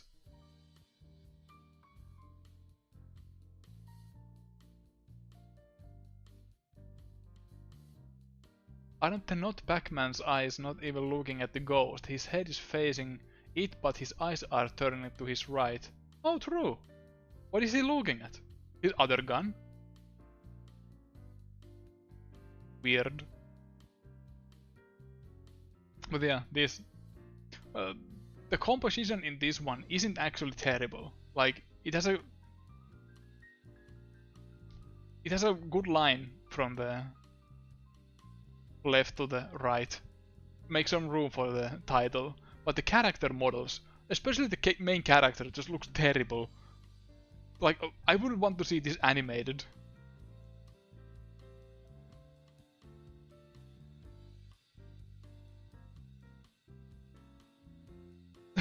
The girl's haircut is kinda like, just fuck shit up. I wonder if this little elf fella is the gift, or is it a living being? I like the grin on the background guy. He has a good time.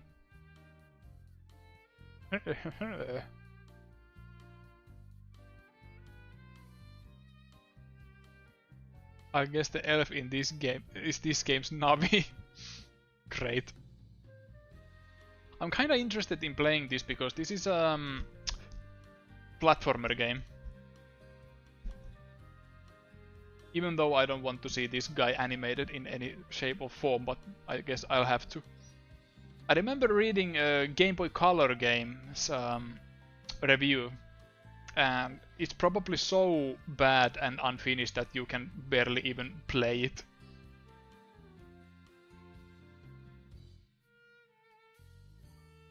So I have high hopes for the PS2 one.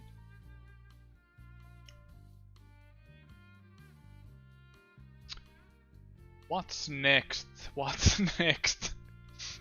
Most minimal game cover. Cyberwar. I think that guy is from the movie Law Mover Man. Looks the same. And the way this is made, I wonder if this is like, if you open the box, then there's the full picture or something, because it looks weird. There's some sort of edges here. So I don't actually know the full context, how it works. Because 4 CDs at 3 game discs, 1 audio disc. Okay, cool. But yeah, got to appreciate the minimalist approach in this one.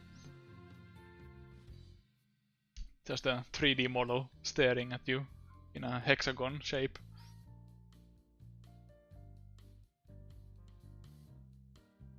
If this was a Nintendo game and that was Mario's face, I would be like, yeah, best cover ever.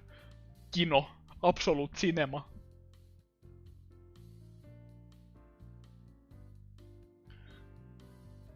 Guess it'd be like Phalanx. Get something to get an eye on your game with just almost all red. Yeah. Looks like a warning of some sorts.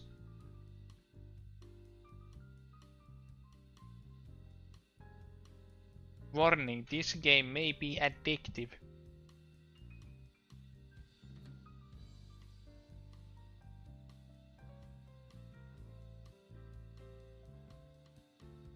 Oh yeah.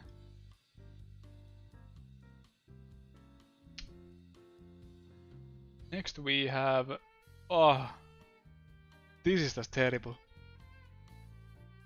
I don't have webcam on, but I close my eyes tightly after seeing this. Like, this is just absolutely horrible art style. The guy on the... This is my face. Ah, screaming guys. Represent. Did you know Mike Matei did cover art?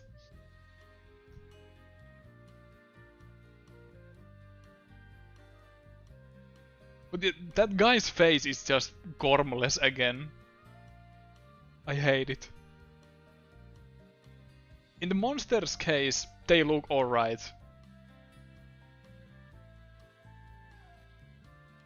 Like they fit the art style. They look monster-like. But I don't want the guy to look like an actual monster. Like he looks more monster than the others. What is going on in his face? His other eye is practically melting. Why you shouldn't draw too detailed irises? Yeah.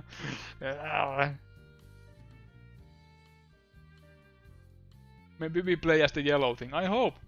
He's the most relatable character in this awesome piece of artwork.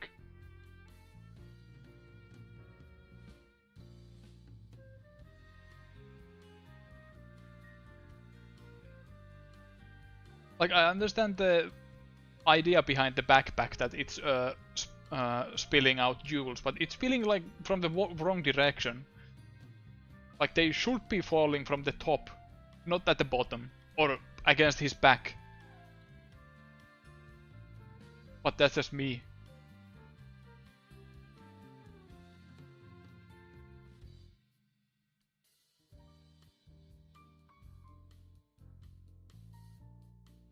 But if I have to say anything positive about this one, I like that it's hand colored.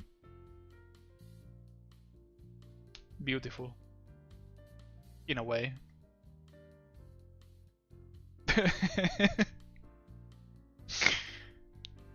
This is awesome. Mini Kong. From the era when everyone wanted to make their own Donkey Kong. We have Mini Kong.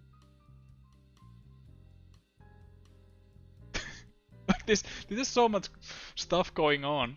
Like, the smug face of the ape feeding banana to the guy, and his fingers interlocking with the ape's foot.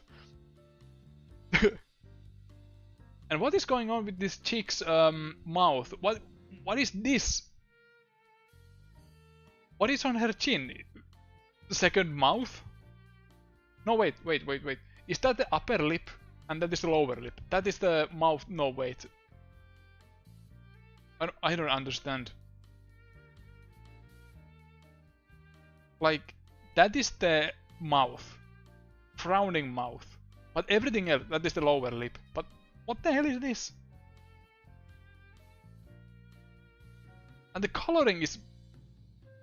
Actually, I think what has happened here, that the actual cover art didn't have actually colors, but some person colored them themselves, because that would explain why they go so over the edges. Because whoever drew this wouldn't be this bad at coloring. Like, they would at least stay within the lines, I think. I hope.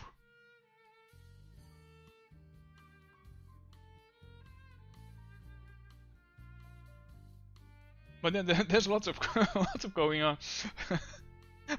I love this mock ape. It's pinching the banana, feeding the guy.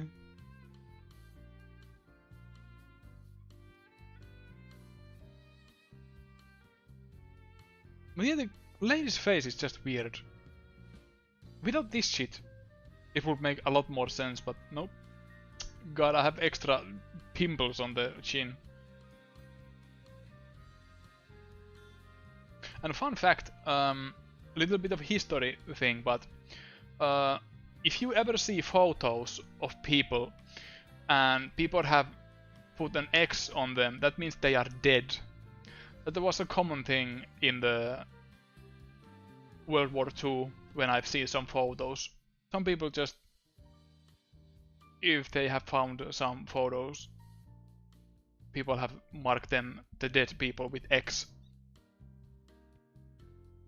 So practically, ripped his Mini Kong. He's dead now. Let's have a moment of silence for the smug Mini Kong. What is this? What is this? Is this a little guy next to the banana? Just happy to have the giant banana to themselves. Hell yeah.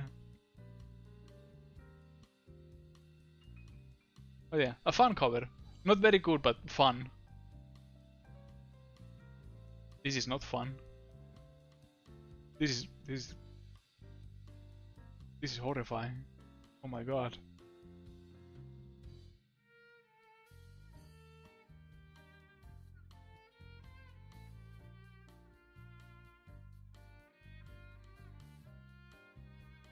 This is just nightmare stuff again. Like, the dice guys aren't as bad, but whatever fuck this is. This is a hyper-realistic smiling guy. Is that supposed to be the player? Am I going to have that much fun? Why does the dice look like they're planning to take a Dumbo? And why is this guy so excited about it? Fucking freak. No, they are just jumping. They are having good time jumping around. The fact that they don't have any pants or just skin colored legs is very unfortunate.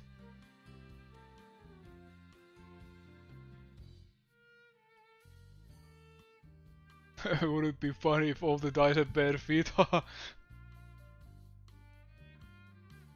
Palamidis.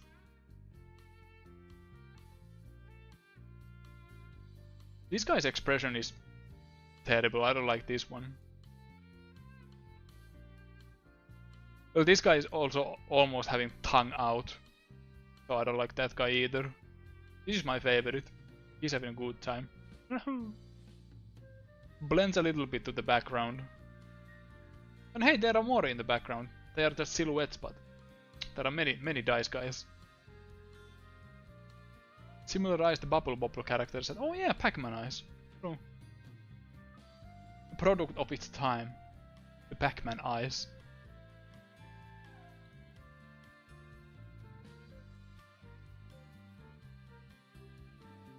But yeah, very absurd cover art. Yellow glasses one is kind of powerful.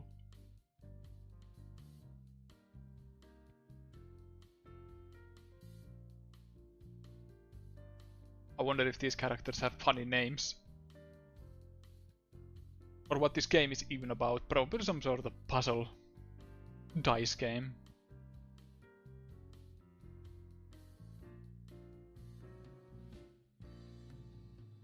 Four-finger hands is in such a realistic style is unsettling. Oh yeah. True.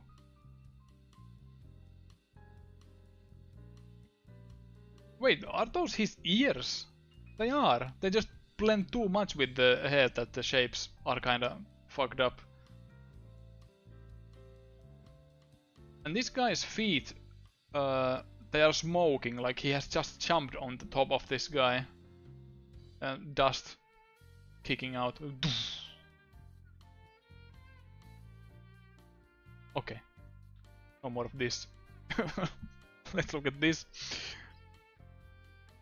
Soul Cutter has something on his mind. In 2 hours it's going to explode.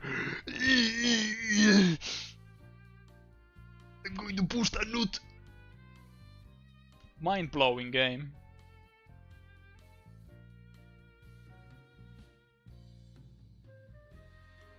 Is that the same face but just mirrored? It is. It just has funny effects.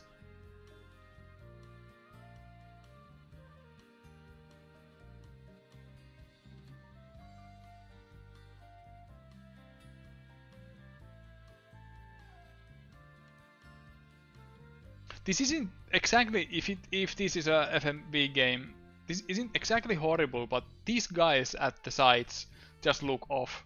Without them, this would be a little bit better. Like, I'm interested what is on his mind.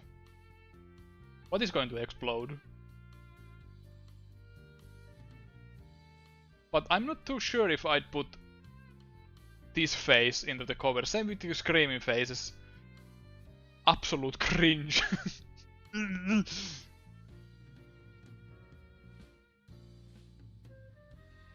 The colors are very cyberpunky.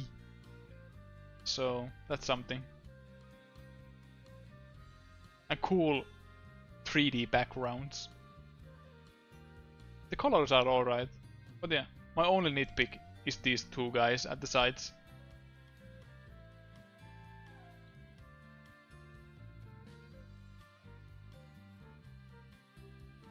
And the green effect. Even though it's a very reminiscent of early Photoshop effects and stuff like that. It's alright, it's alright. He has a lot of in his mind. I hope it doesn't explode. I want to avoid it. And Soul Cutter is a very cool name. I like it.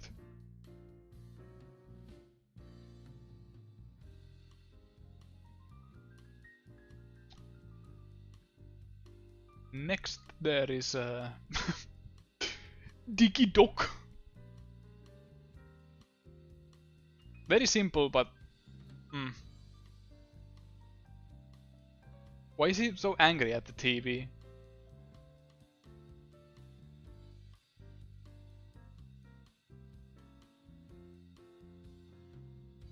I would have wanted this game. I hope you talk about the previous one and not this one.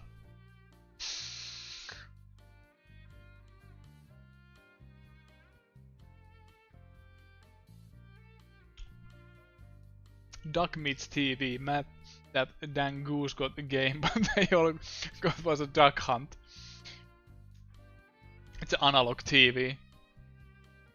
It's not hooked up to anything.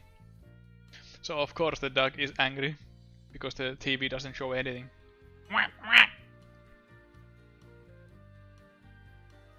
It looks menacing, like it just has yellow eye, yellow glow. Or is that a pupil, if you look very closely? It could be.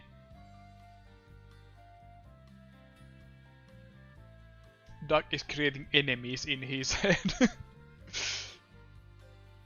The red bits of the background between its beak look like fangs. Yeah, I was about to say that when I zoomed in, that yeah, it looks like demonic fangs. Almost. Scary.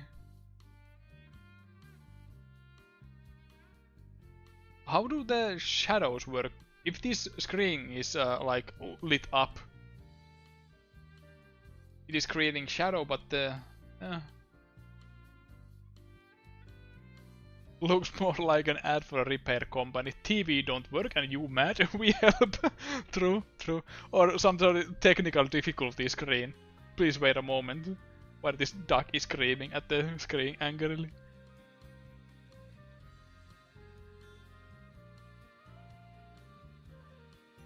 The background is kinda nauseous. Like, please don't make it look like that. Like, even a solid color, something like red or yellow, would work better. But not this mess. Doesn't make the cover any more interesting. I hope the background is an entire holofoil effect. That would look so fucking cool. I will buy Digiduck as well if that was the case. On to the next one is med blicken på TV-bilden, fokus, ett bildningsspel. I saved this one just because I wanted to read that out loud. Funny, is this Norwegian or Swedish? Not sure. Focus! And the cover, pretty bad.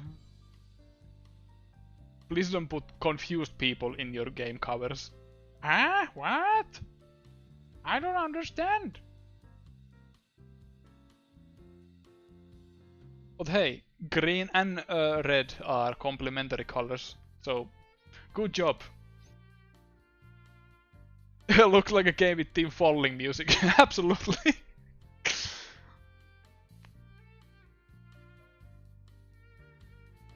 Confused people in puzzle/board games feels like a fit in for salespeople. Why doesn't Void Stranger have confused people in the cover? Just confused Grey being like, huh? Shrugging her shoulders, huh? What?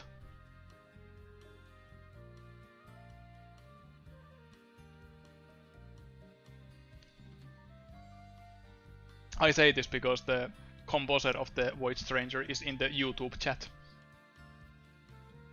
That's why I name dropped the game.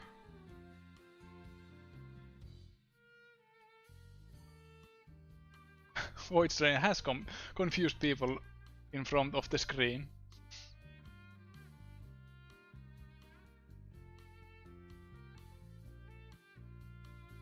Would work as a Christmas decoration. Yeah, good Christmas card.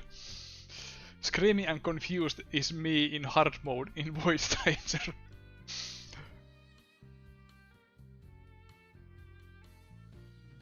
Oh yeah, funny words. Bad cover. Hydraulic snowball. There's just rats and confused guy trying to do his work, but rats are getting in his way. Well, not confused, he looks kinda angry, actually. Fucking pissed at these rats. I don't know if this game's cover actually like continues to the other side because it's cropped annoyingly. I don't like it. And the text title is on top of the guy. I want to believe it doesn't. Yeah, that's just a crop.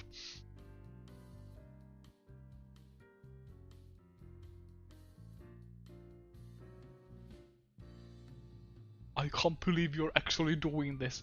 Yeah, about time. Because I've been teasing a lot of making these game cover art streams. But hello, welcome. But yeah, I wonder what the hydraulic snowball has to do with these rats. And whatever the godforsaken hole this guy is in.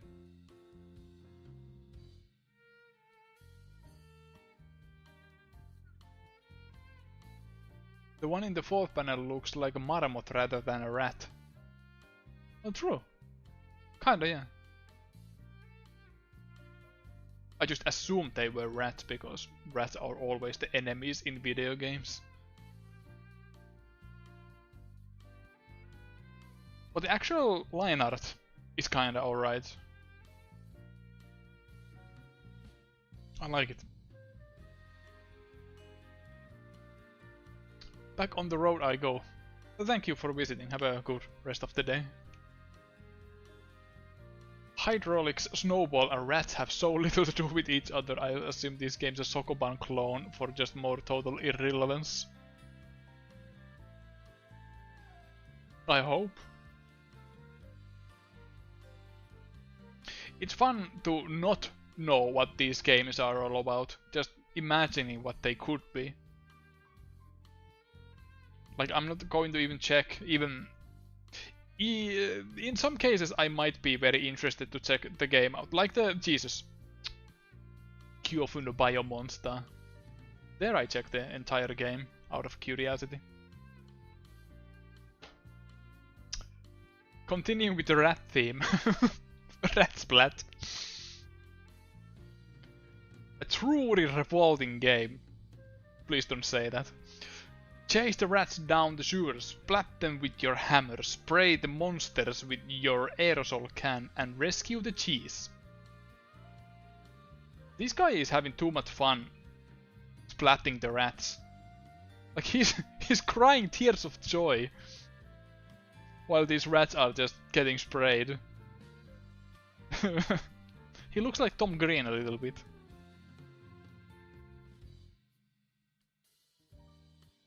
Also, Pac-Man eyes. Common theme. Bloody cheeks with that hammer. Yeah, very bloody hammer.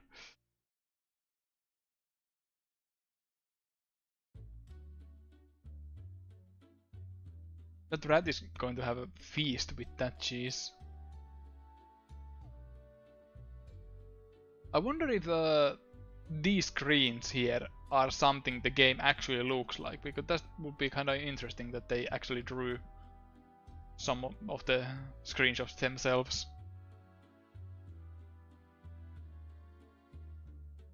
Oh yeah, this has good rat killing energy in it, even though that guy worries me a little bit because he's having so much fun.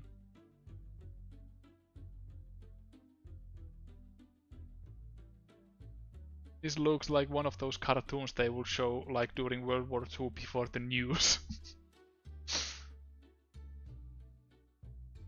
I like that one of the rats feels safe because he's in different panel.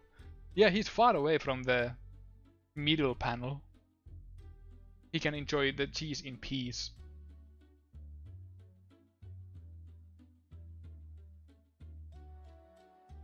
Maybe the guy just has lost his mind because the rats have tormented his life for a too long time.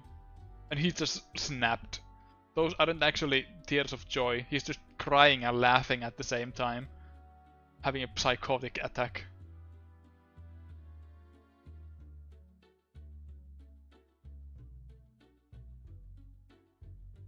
And the name, Ratsplat. Probably just what the game is about, splatting some rats.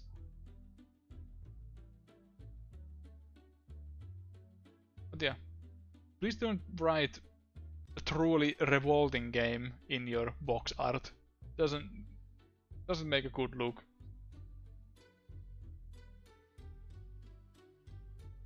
Ugh. Ugh. This is one of those covers when I just want to look away. Ugh. Chucky Egg 2.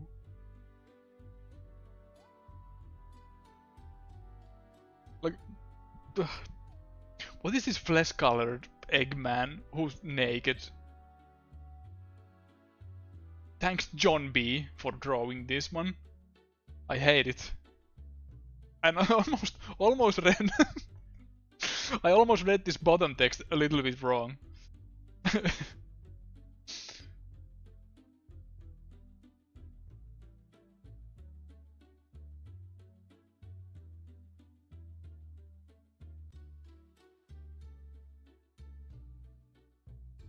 Everything on this cover is so revolting. I want to look at the ladder or company logo to avoid looking at anything else. What the hell was up with the fascination with eggs back in the day? There was that British video game Egg. Do you mean Dizzy? Would be funny to draw fan art of Dizzy from Guilty Gear hanging around with Dizzy, the egg guy. I would say I like the perspective if I didn't hate the rest so much. Yeah, the hyper-realistic guy. Hyper-realistic egg guy with luscious lips and long eyelashes and thick eyebrows. That's just a terrible design. What even is happening? Because the ladder seems to be in place and not about to fall. Yeah, true. Like, I would understand if the spider was at the bottom and he was like spooked of the spider, but no, he's spooked of something else.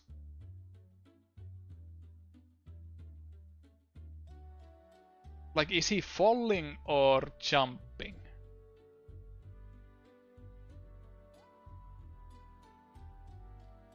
The spider's face also doesn't look very appealing, but I guess that's the point. Jumping down, I suppose.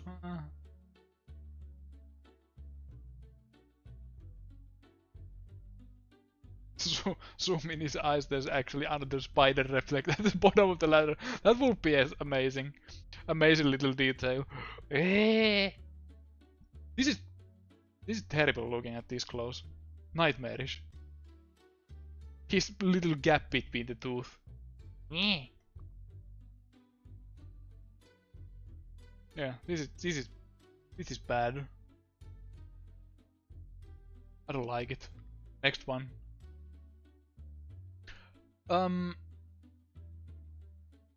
This was a hard one to categorize because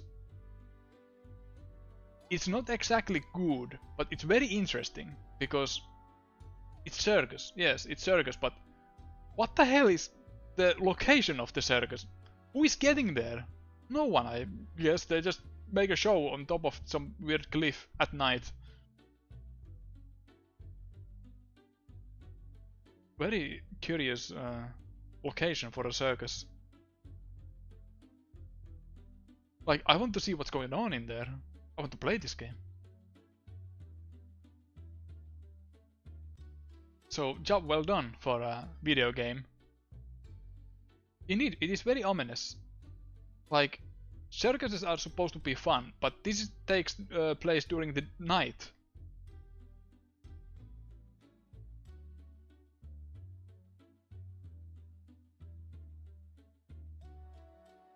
What could the sleeve even be hiding? Not the moon, at least. Oh yeah, there's some sort of, like, more art behind the sleeve.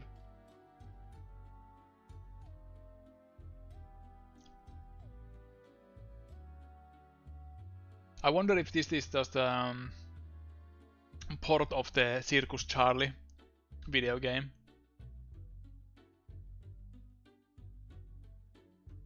But yeah, this is very, very interesting. Category, fascinating. Well, the cool category is kinda like that too. Cool is a category where there are cool things, but also things that aren't exactly good or bad, but interesting and fascinating. Like this one. But in artistic point of view, this is very simple and not that greatly drawn either. Like, the shapes are kind of weird. Like, this doesn't even look like a cliff. It looks like a dress. If we, let's see. Can we? Yeah. It looks like a dress when you look at it upside down, like a cliff. Because I hate drawing dresses, because these shapes are always so hard to do. Even though it's kind of simple, but still weird. It's mirrored. What?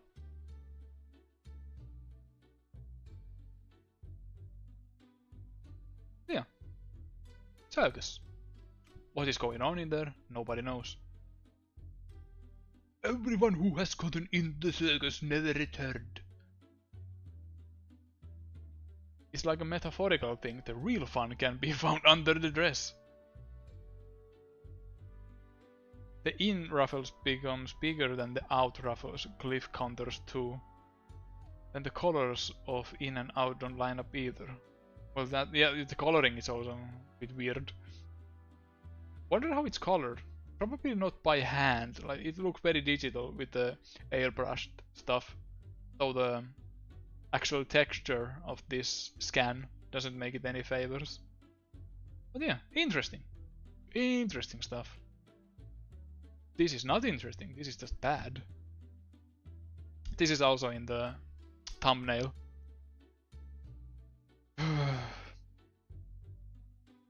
I don't like the composition, like, it's very video gamey. Like, the artist who did this cover probably didn't know much about video games, but knew something about drawing.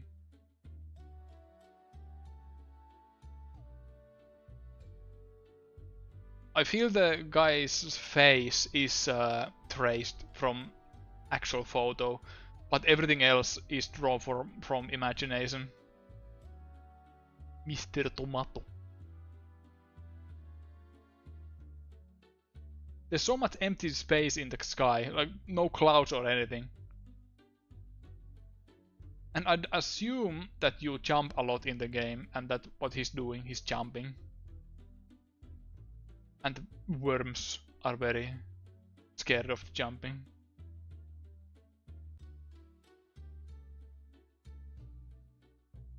Even though this guy doesn't even look at the Mr. Tomato himself. Just looking somewhere. Maybe he's so slow that he's still looking at Mr. Tomato before the jump. What is there? What's that? And what is going on with this shoe? Like, I understand drawing the bottom of the shoes is always hard, but come on. Weird stump.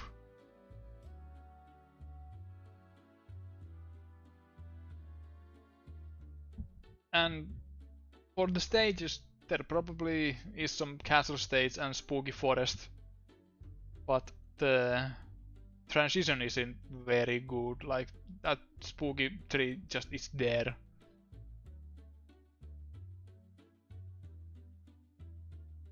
What language is this one? Wait. Три дюскетки. It can't be Russian because it's a different alphabet, but it sounds like дюскетки. If the diskettes are actually colored like that, that's awesome. Like, that is the best thing about this game. I like it. Very colorful. Very good colors. Red, green, yellow. Not some boring gray diskettes.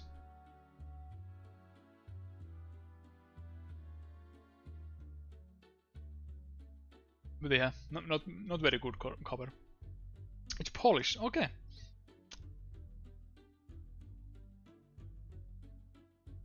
Ugh. So many covers in a row which I just don't want to look at. This is terrible. Why that face?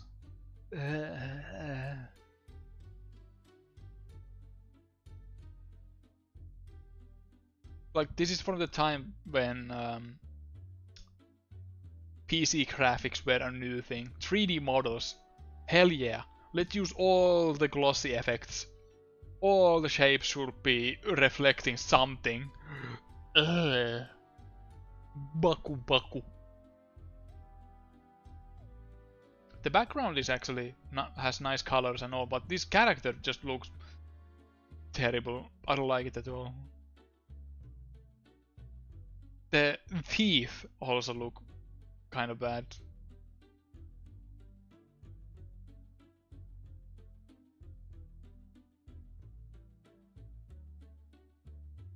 And Sega has made games for PC, not that surprising, but just a little. The actual in-game graphics are pretty scary though. Let's see. Let's see what Baku Baku looks like.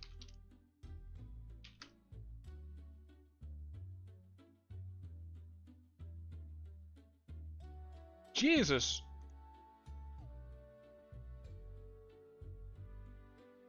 You are right.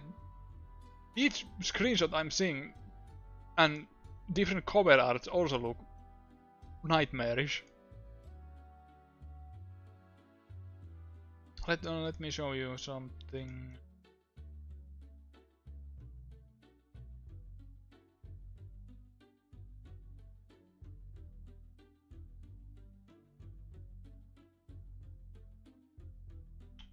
Just a moment.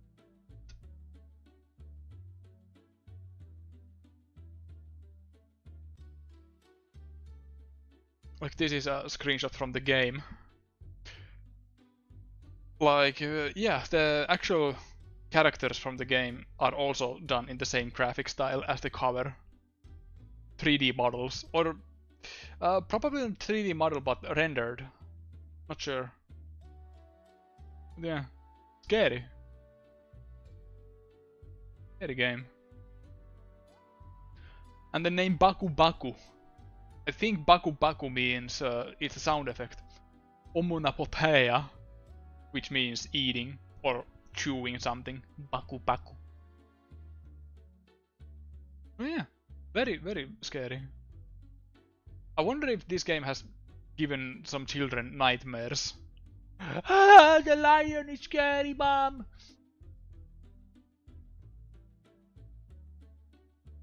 Oh yeah, this cover. Gotta hand it to them that if the actual game graphics are pretty similar. Yeah, good cover, not bad.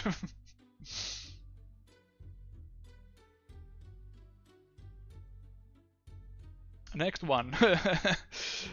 Lester the Unlikely. Art style itself isn't actually bad, and the framing is kinda cool. Like, there's no empty space here at all.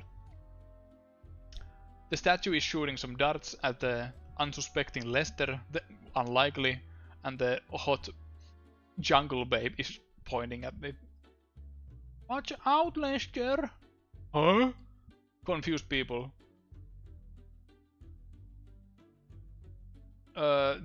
This stone slash rock here is kinda off-putting, but I understand that it's a 2D game, so it kind of makes you think about platforming, that you should be standing on this stone. And hey, there's a very dangerous snake here too, and erupting volcano. There's lots of going on in here.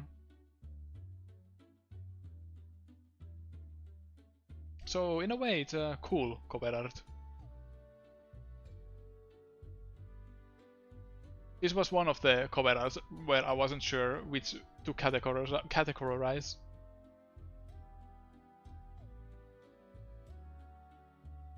And it has cool colors, like all the important things are colored differently than the background, which is just greenery.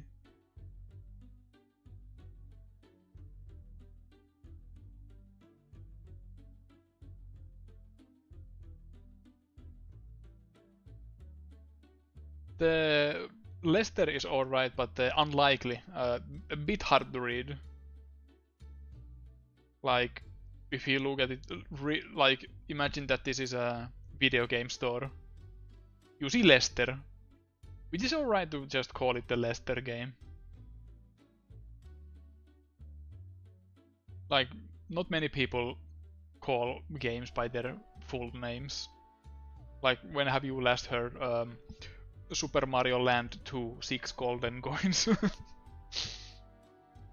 being spoken out? Hey, there's an autograph, I mean signature.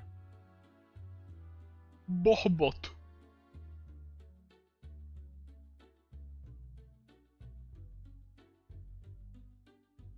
Probably the artist and not the company who did this game. But yeah, alright game. I mean not alright game, but alright cover. I like the hand-drawn feel to it.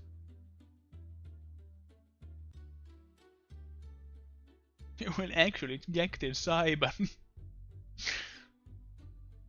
Hell yeah. This is good one. Just because this. We were living a quiet life when one day, for no reason, my wife and children were killed in cold blood, and I was wounded, unable to help them. Why this? Why us? Why? I won't let them get away with it. I can't. I'll get every last one of them. Watch out. You never know what will attack on you.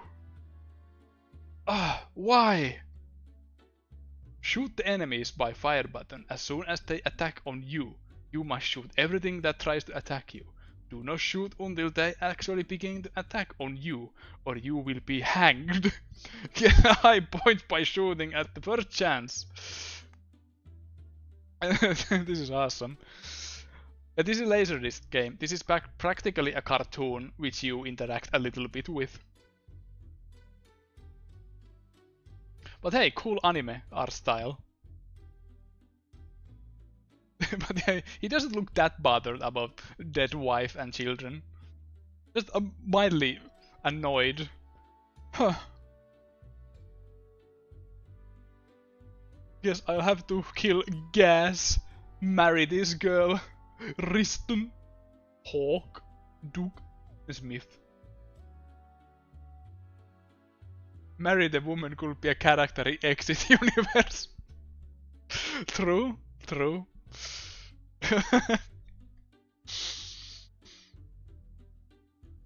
But yeah, I wonder why all these people just came and killed the wife and children. In cold blood, no less. Probably just to ruin this guy's day. This guy looks like cold murderer. This guy looks like who would kill children and women for fun, but many of these others look like honorable guys. Bad guys wanted to teach the sheriff a lesson. Is he a sheriff? He doesn't have the star. Can't trust this guy. His speech sounds like a copy pasta. We should make it a copy pasta. Let's force a new meme. I was living a quiet life when one day, for no reason,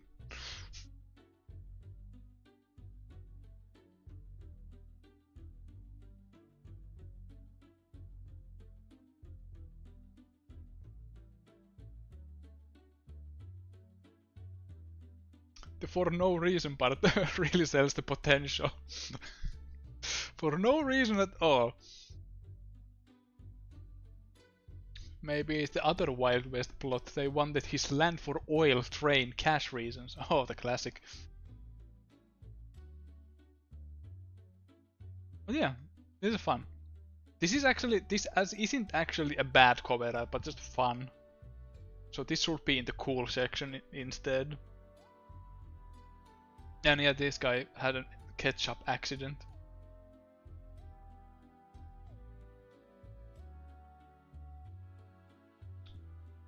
These guys are just wanted. Like, I wonder if it's alright to bring them dead or alive.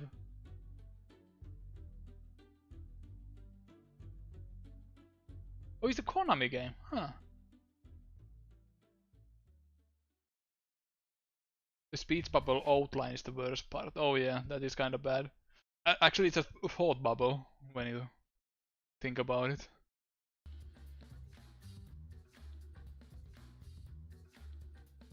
Watch out, you never know what will attack on you. Say so. Ultimate duck hunting. Everything in this one is just wrong and bad.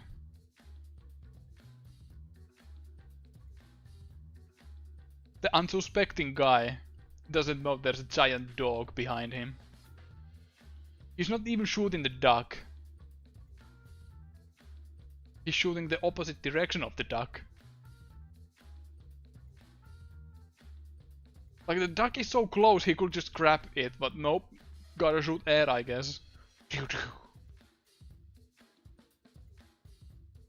But that's a very friendly looking dog. My dog actually looked like that. Even had the grey hairs under the nose on her later years. She wasn't that big though, even though I tried to ride on her when I was a kid. she didn't like it. Oh yeah, this is just ugh. Like, yeah, I understand that they wanted to add the dog, but it just looked giant in there. The cropping in everything, every aspect of this looks like they are from different planes of existence, and this black area here, bad cropping. No thank you. And the bad cropping is here too.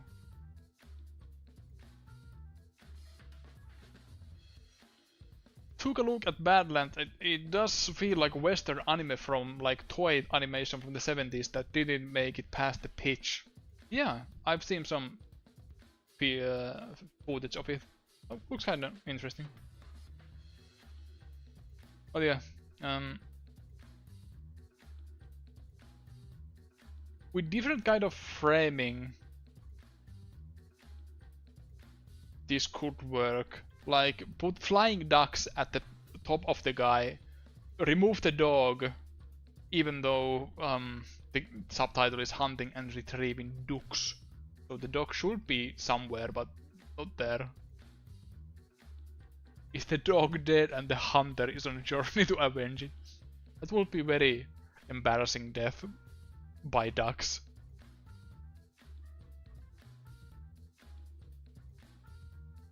But actual story mode in a hunting game would be cool. Though I think the Cabela's hunting games actually have some sort of story mode.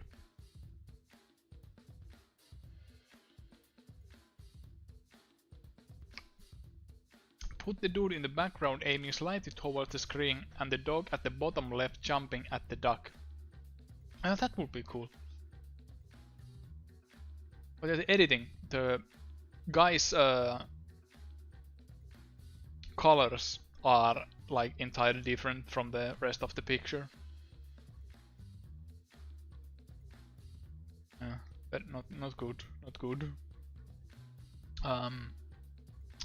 Bill and Ted's excellent Game Boy adventure, A Bogus Journey. Well, I don't know anything about Bill and Ted. I know bits here and there, but I have not seen the movie. But this cover isn't very good. Like, there are some screenshots from the movie, but would it be better to show screenshots of the game instead? Because this doesn't say anything about the game. Like, this is more of an advert for the movie, which is probably the case for the game. But yeah, I call false advertising.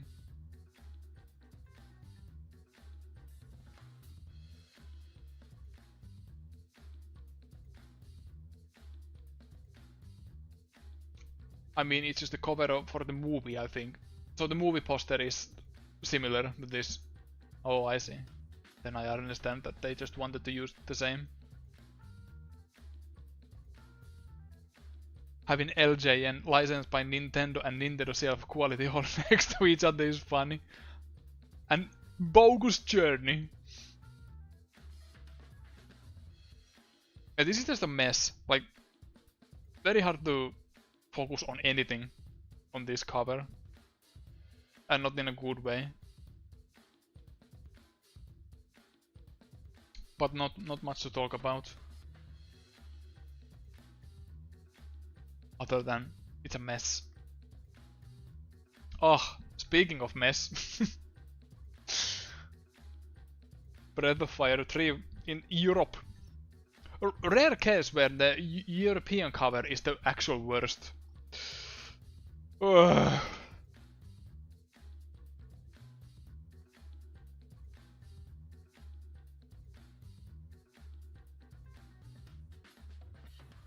Where do I even begin?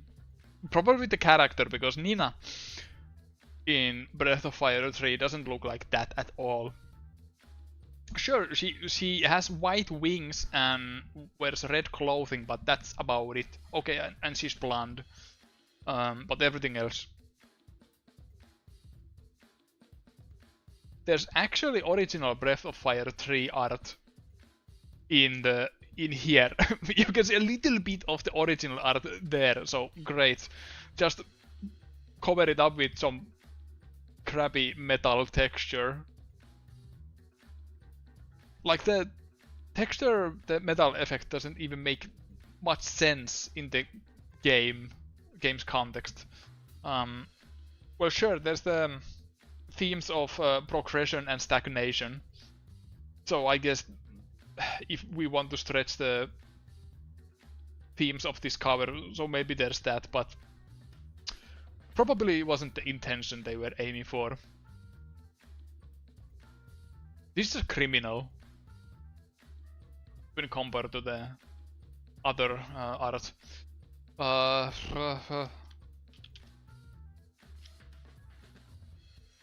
need to actually wash my mouth with some actual good art. Please wait a moment.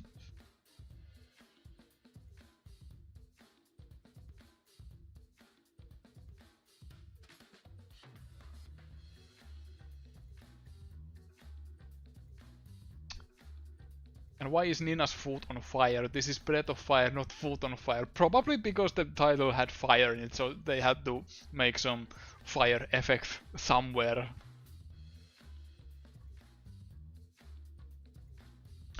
Clean metal textures, definitely something that is in Breath of Fire 3, a natural fantasy world mixed with junk and scrap sci-fi zone. Yeah, that's so weird. That's a weird decision. Like, I wonder if this character even is made for this cover specifically, or is it just some free asset they got from somewhere? Okay, we have some angel girl. Let's put it in here because this game also has a red angel girl. Weird stuff. But yeah, this is the PSP cover. Let's go back to the good cover arts for a slight moment because this is actually very good. Yoshikawa Tatsuya is a very good artist. Has been the Breath of Fire artist through the first game all the way to the 5th one. And the PSP cover is very great. It has good framing, good colors with the foreground and background. A little mystifying, like you don't see everything so clearly. It was so bad they had to call the emergency. You could hear that? Okay. Sorry.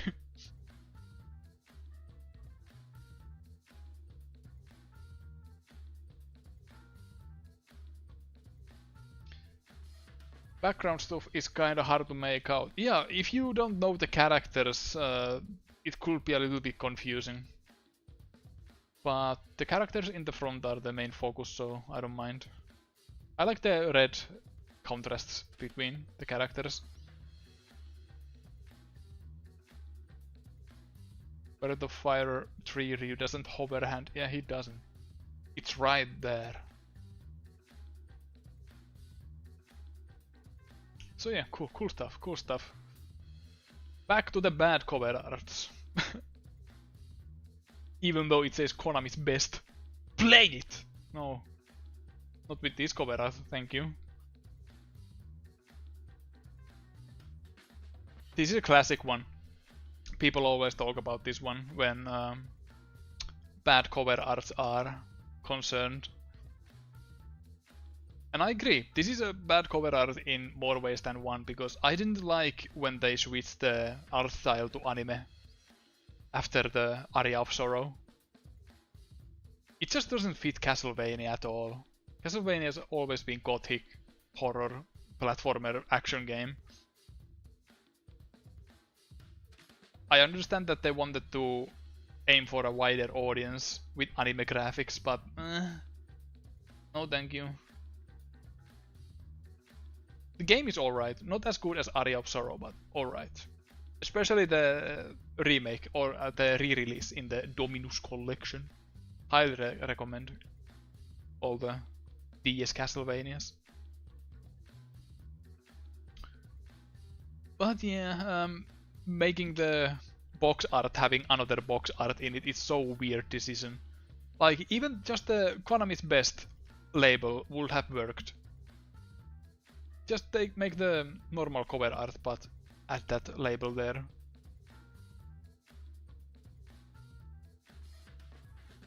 Though, I'm surprised that Konami had something like this, Konami's best. Like, did they even have many games with this label, other than this?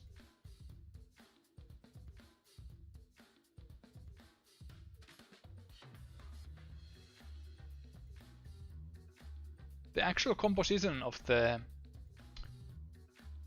art is alright. Even though it's weird to see Hammer, the bald guy, in any action he pose, because he's just a weapon salesperson. He doesn't actually do anything.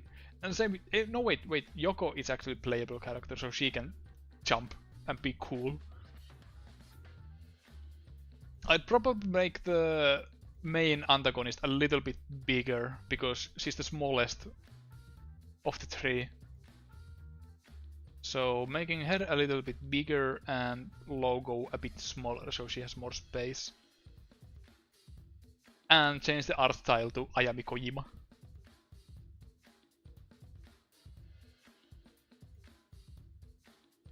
There's actually a ROM hack for the DS version, which switches the character artwork to Ayami Kojima art style. These three characters didn't have artwork, so they were drawn by a fan who could imitate the art style in alright fashion. So that's kind of cool. What is this? What is this frowning face? frowny monkey face.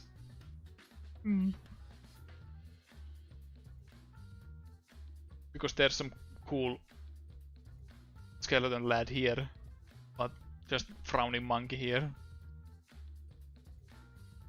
What is this? There's some... Is there a dragon? Like... Slightly transparent dragon here. Oh, never seen that one.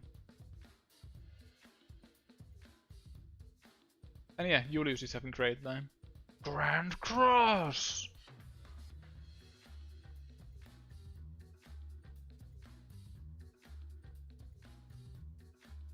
Oh yeah. Alright composition, but bad art style and bad art.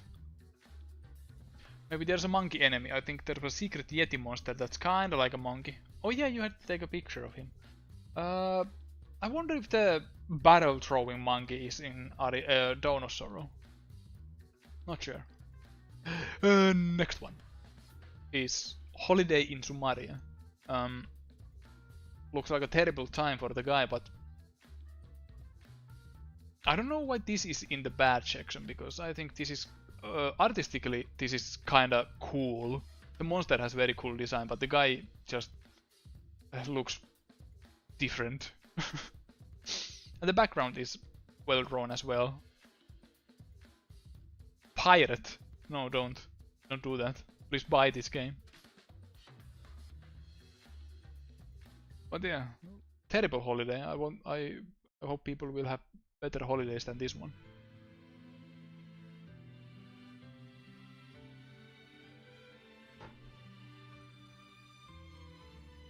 You got a ton of old British computer game covers here. Probably, yeah.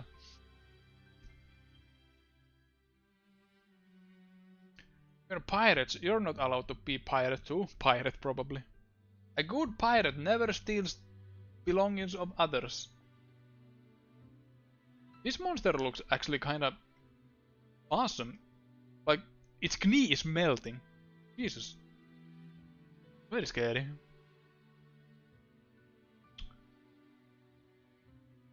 Is that Soul Calibur 3 music in the back? You are correct. It is. The head is kinda huge, but yeah, it's a nasty looking monster. Reminds me of some Chupacabra depictions. True. The head is also melting. Oh. Oh yeah. Now would be a cool section to change to the cool cover arts. Enough of the bad stuff. Look at this.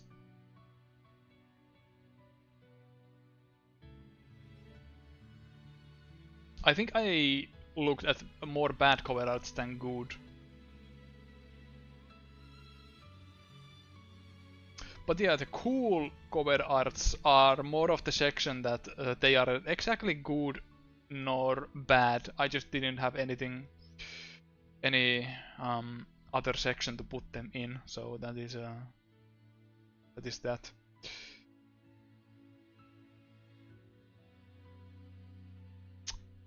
So here we have Wiki. Like, most of these covers are something that made me say out loud, like, fucking awesome. And this is fucking awesome.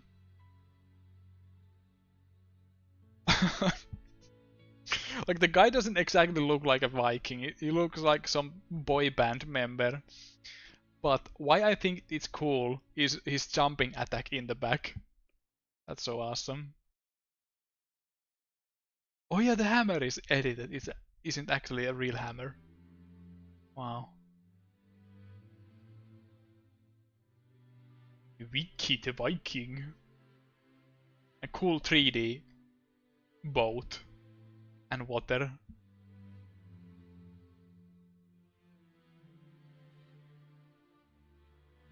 Just random Viking things. Yeah. The hammer actually has some after effects from the motion. I probably wouldn't put him in the air because he's just standing on the ground. Doesn't really look like flying in the air. Oh yeah. That's like a cover for a music magazine. Yeah. Thunder and lightning. Is he supposed to be the same character as this? No. Probably not this Vicky the Viking. Which, by the way, is a huge inspiration for Eiichiro Oda for One Piece. You can kinda see the cheerful adventure in this. Especially now, when One Piece is in the Elbaf saga, with Vikings and stuff. Cool stuff.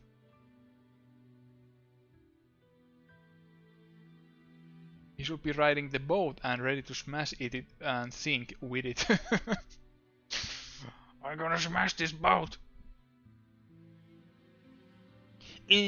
Actual Vikings didn't have horns in their helmet. That's historically inaccurate.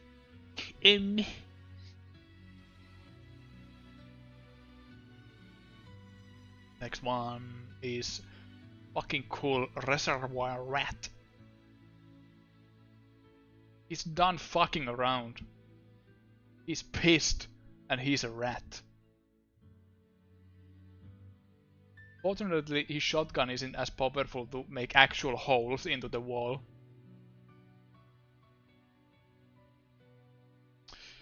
But do you know why Vikings then have horns?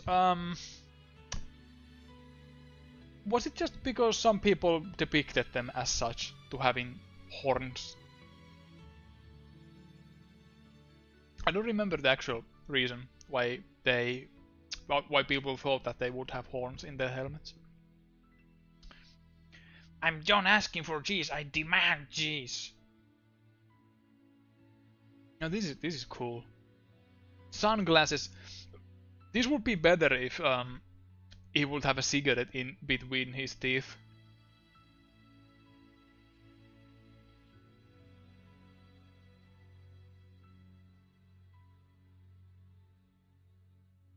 He's no longer a cheese to meet us. You are making me very uncheesed.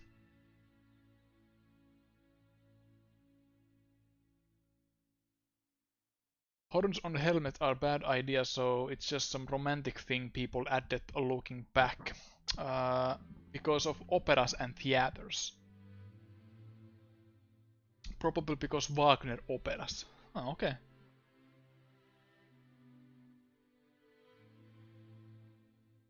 Reservoir Rat ready for the gang shootout in the alley.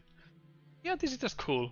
Like, the brick wall always are kinda cool. Very street punk. And I like that one of the shells is open and the gunpowder is spilling out. Even though this isn't really a shotgun, it's a really small shotgun if anything. No, rat-sized shotgun. Bit weird to build a brick wall against grass, but okay. I'm not judging any rat architecture here. Oh yeah, cool. Cool fur texture as well, very detailed.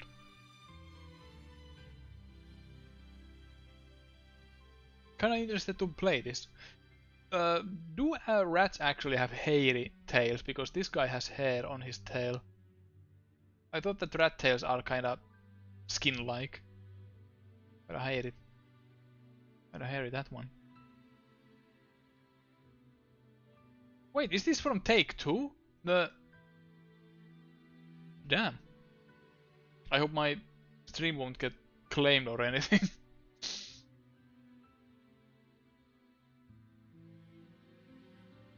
The shades are kinda weird. The lenses are flat but drawn at an angle. Yeah.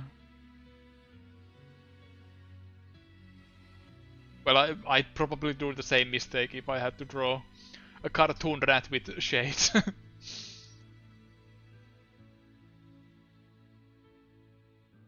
Oh yeah, next one. Hell yeah. This is the reason the whole cool category exists. Because hell yeah.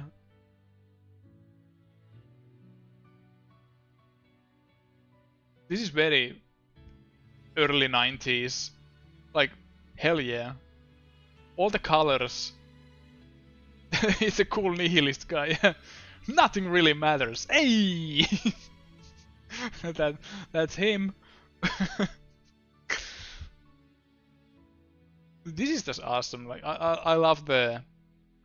What do you call the effect in the background? Like there's some name. I forgot. Like that, it was very cool to replicate this sort of aesthetic a few years back. There's all kinds of cool stuff. There's sharks, spaceships, spider, flying robots, UFOs, mushrooms, and bug. Retrowave. I think that's the thing I was aiming for. Let alone this guy. He has a mullet, cool cap, and shades. I'm just having a good time for being the treasure master. And the colors are very early 90s. I can almost taste this art. Very yummy.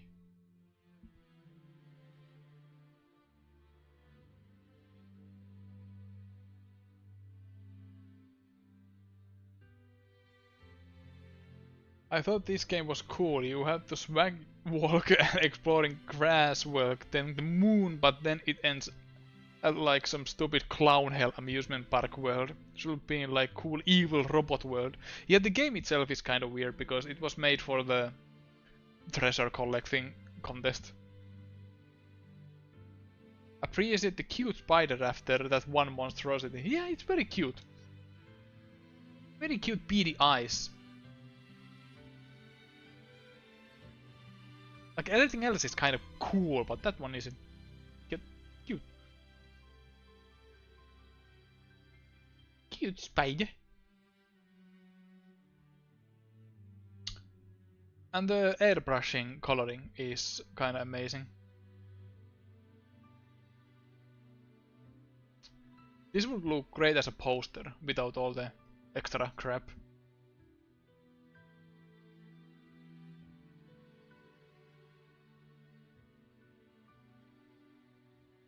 Hell yeah. This is often when people talk about bad cover art, people talk about this one, but yeah, sure, it's kind of bad, but it's also cool because it's a baby with sunglasses with a cool tattoo on its forehead. Super Busta Move. Busta Move has weird track record of weird cover arts. But hey, at least this one has the actual game in the shades. Was the tattoo approved by the mom? They probably got paid very handsome reward by Taito.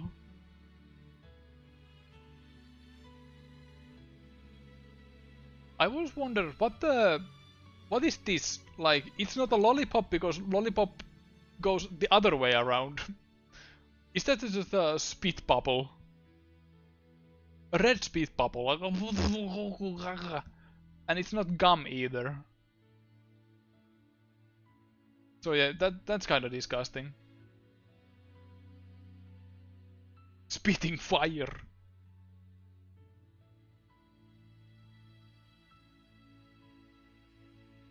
Kid has grown up and has long bangs to cover it. Hates being called Super Bustamu baby. Damn, I missed a lot. Any highlights? Chat.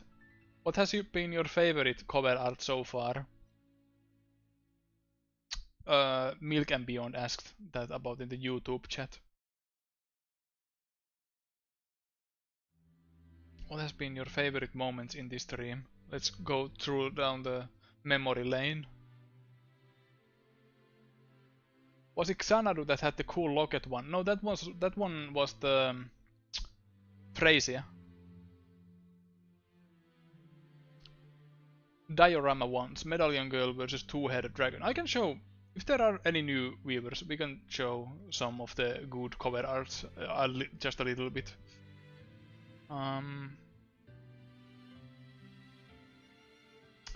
So yeah, this is one of the cool ones we were talking about earlier, and my personal favorites.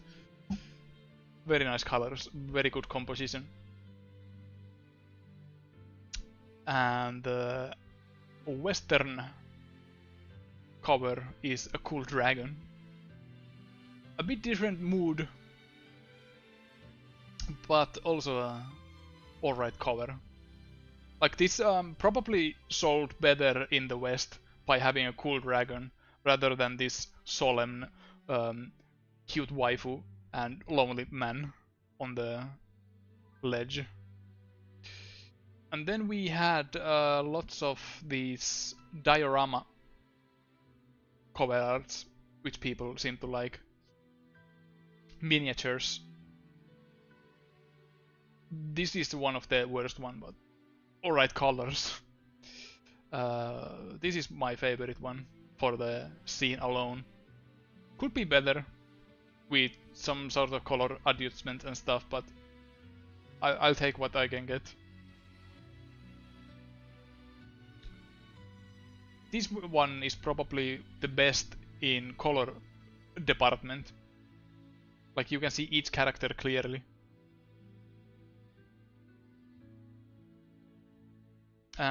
This one was interesting to see in full because we were checking this one at first, but I got linked the clean artwork.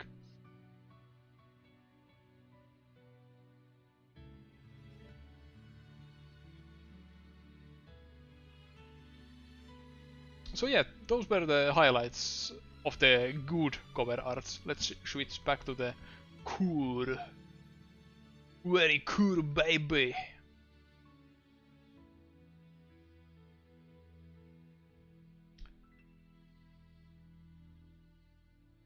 I have one for a good cover art. Can you share it? I can show it. Next, this is one of the reasons why I made the cool category as well, because fuck yeah.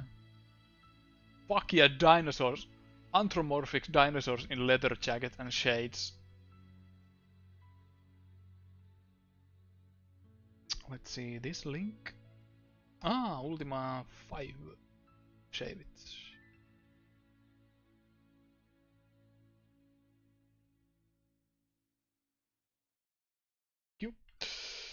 But yeah, let's talk about the Dino City for a moment.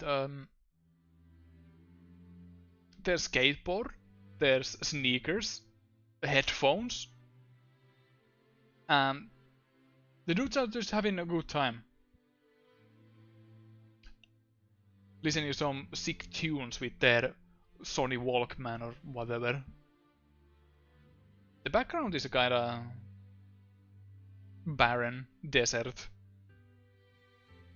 Luckily he's wearing shades. What I don't like about this cover is that his huge eyeball is kinda scary. I don't like that one.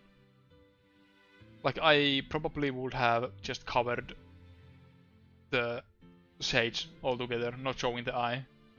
And the huge row of teeth is kinda ugh. No thank you.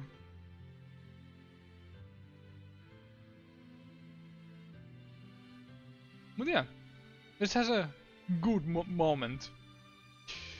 Dinosaur headphone reminds me, I saw a gif from the Uma Musume where they have giant phones that reach up to their horse ears, which is hilarious and cool. Yeah, I've seen those.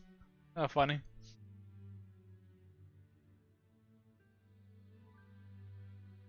He's probably listening to Heavy Saurus. Most likely. How many fingers did dinosaurs have? Because this one has 4.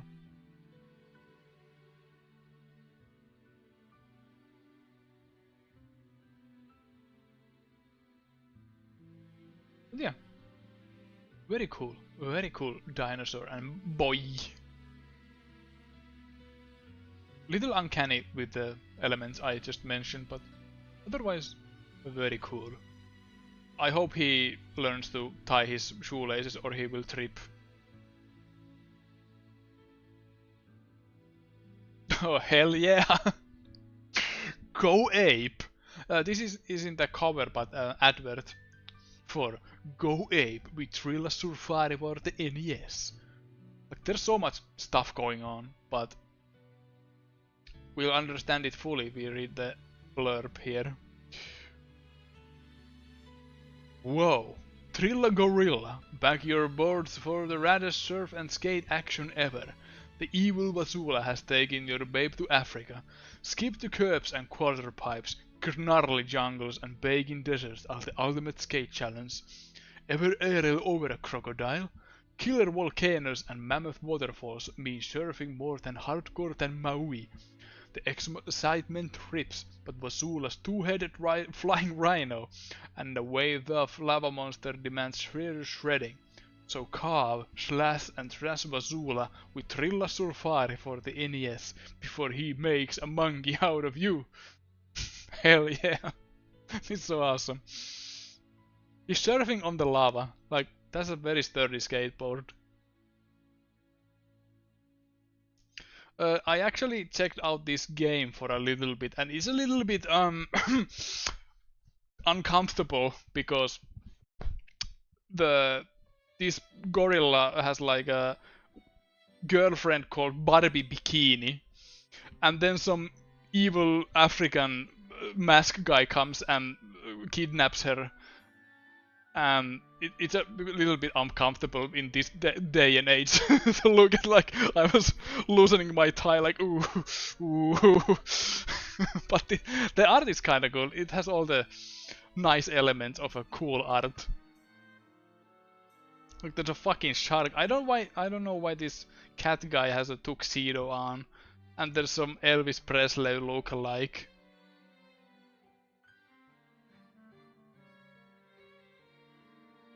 But yeah, I love the art. Very, very cool.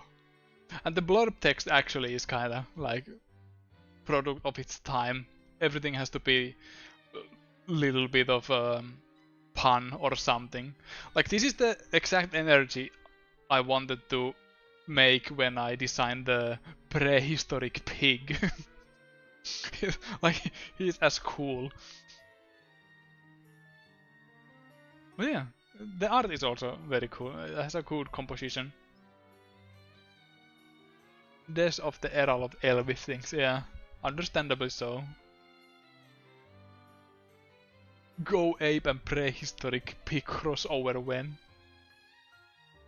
Also yin yang on the surfboard to symbolize balance. Very deep.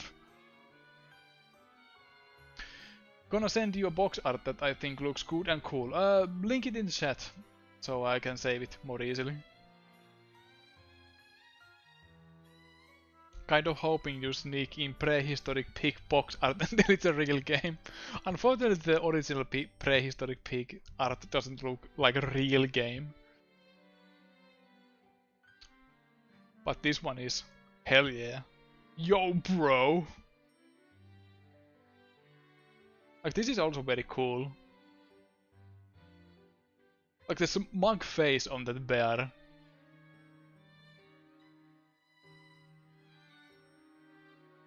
Even the evil rat, I assume it's evil rat, looks cool because it has a leather jacket and shades. Unfortunately, he's getting run over by the fucking huge skateboard.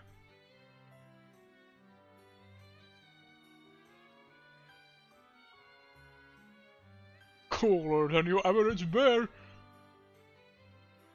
What I don't like about this cover is this stamp on his butt. Like, I'd like to look at somewhere else, but no.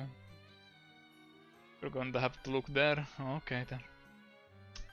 Guess this is my life now. Mascots of the Beach Boys, Camp California. Is this what California is like? And then there are some bees flying around in the background. I got an addition to the bad box art. Oh yeah, this is classic. Mega Man Zero. I'll save it, thank you.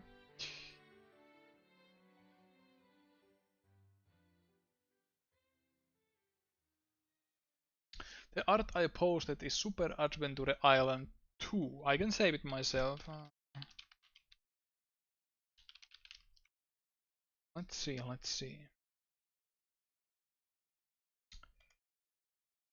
Oh yeah, this is kind of amazing. Oh, this is from that artist. I know this guy.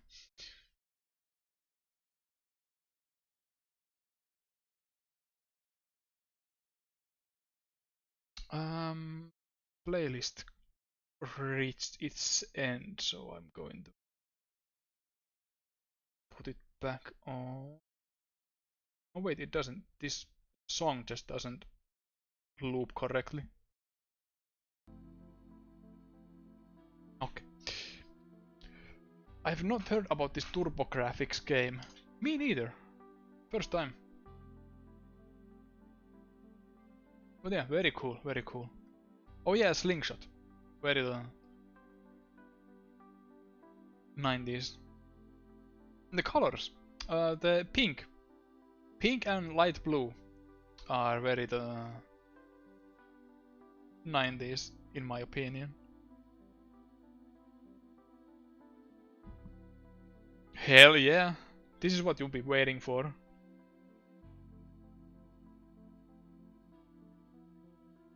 Wait, I'm going to check the link.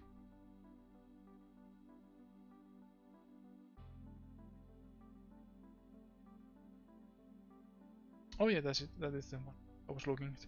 Anyway, yeah, Skateboard Joust. This is awesome. Like, this speaks to me. I kind of feel bad for the spider monkey fella. He looks so scared because this fucking dude is just skateboarding with this turbo skateboard that reads death on it. Like, no question what it about. Jesus Christ. And he's so happy about it. Like, who's the good guy here, really?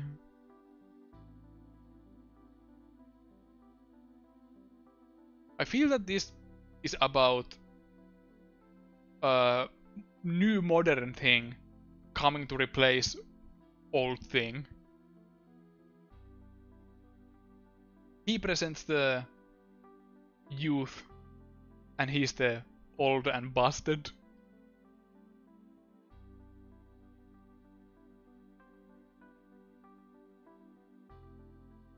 New thing rad, old thing dead, yeah.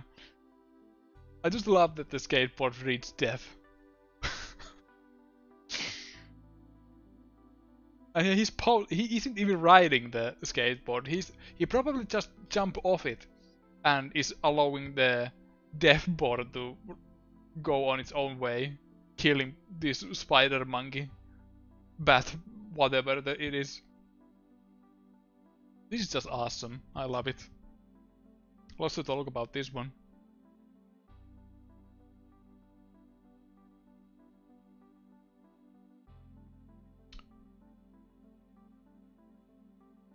And the candy wrapper background also adds to the very radical movement.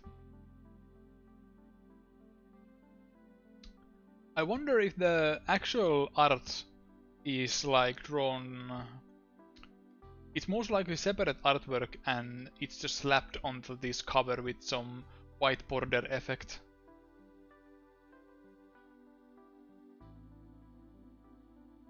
I like it. Very cool.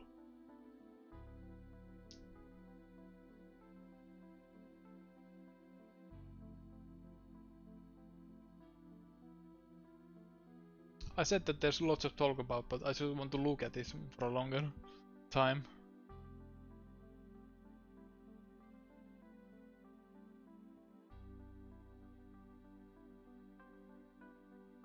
The board is not quite aligned with the background lines, but close enough, I guess. Oh yeah.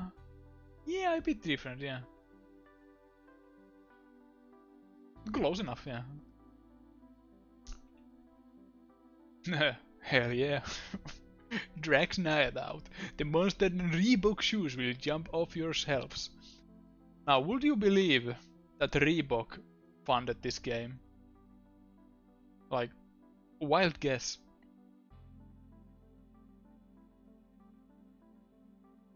What? What do you mean? This is actually a game that didn't come out. They were making this, but for some reason it was never made. But this advert was only... There are some screenshots, I believe, but yeah. Kid Dracula has some competition, oh shit.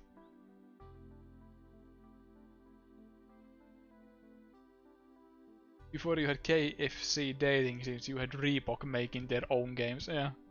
I wonder who actually was... Oh, Parker Brothers, okay. But yeah, the character design looks fun.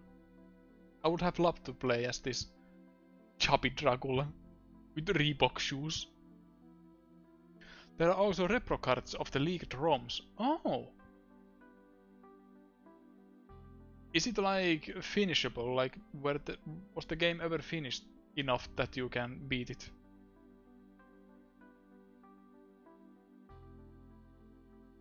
Man, this has a good energy. Like the background, just solid red background with some cool effects.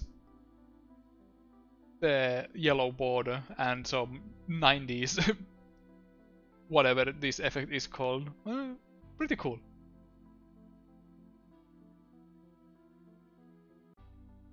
I wonder what's the story about, like why Dracula himself is so into these sneaker shoes.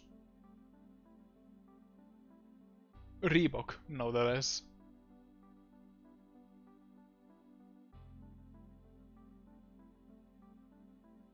The red chance feels out of place. Yeah, this one, like, how? How? Like, it even ruins the silhouette of the shoe, which should be the main focus of this picture. This part kind of ruins it. And it looks kind of weird.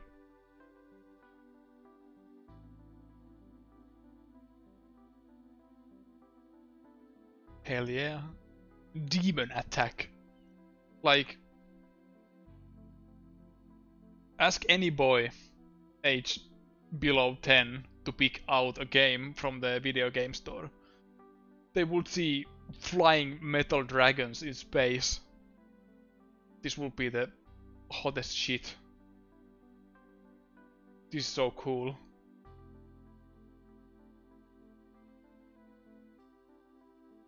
And the name Demon Attack.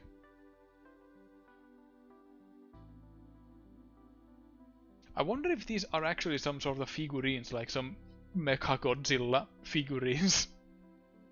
Or something, because they don't look like they were made especially for this cover.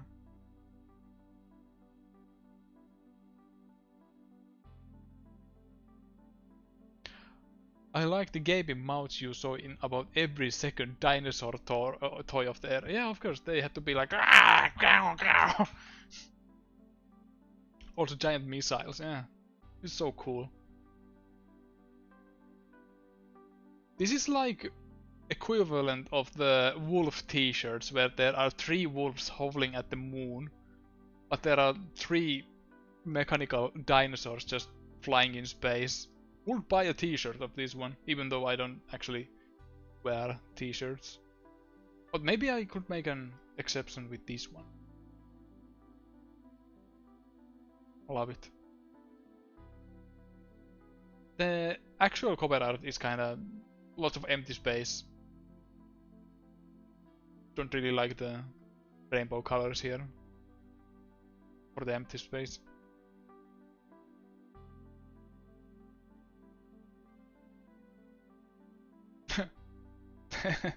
More dinosaurs with scorched planet. Well, it must be very scorched because fucking hell. These guys are probably in the center of the sun or something. What a terrible day this guy is having, because hanging from a single rope while some pterodactyl is chasing you. Why is it clothes upside down? They are like hanging different direction. Huh.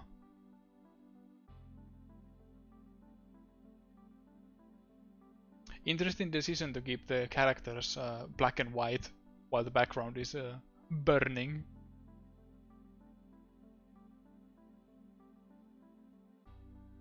And a bold move to make the actual title like that, sideways.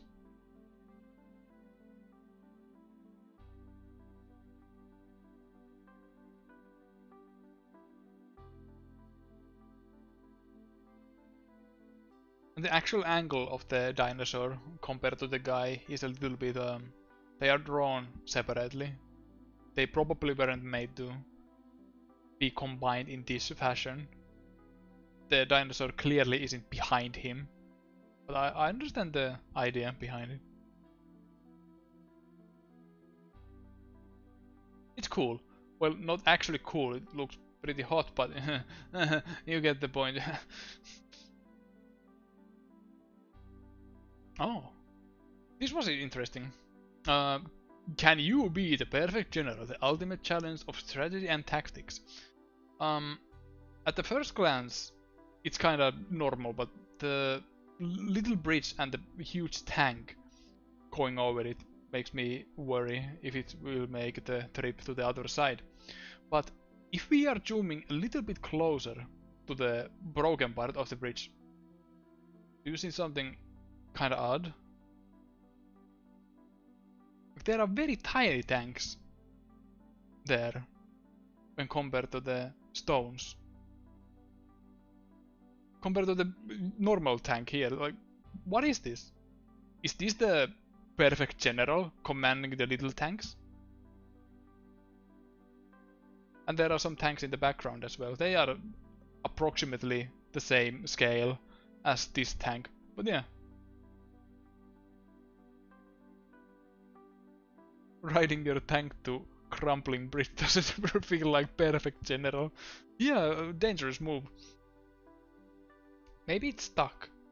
It looks a little bit like it's stuck, like.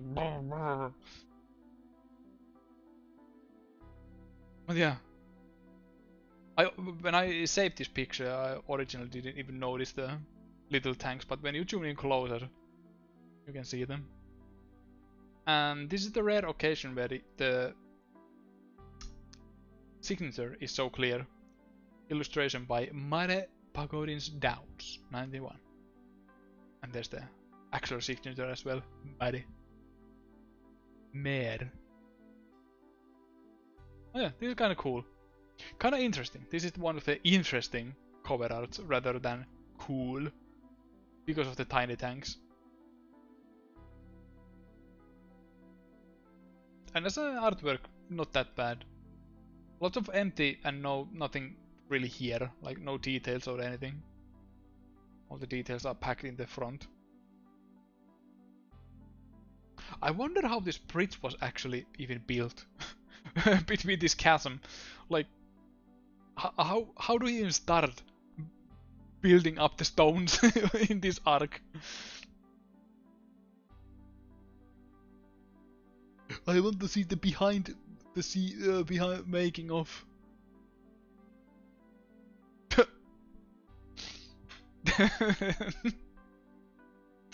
This is fucking awesome. I love this.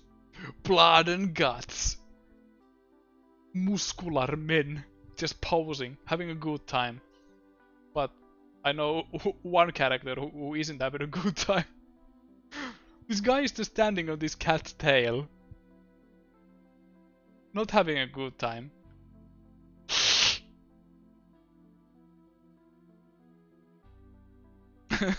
This guy doesn't care. He's holding his axe in a weird way.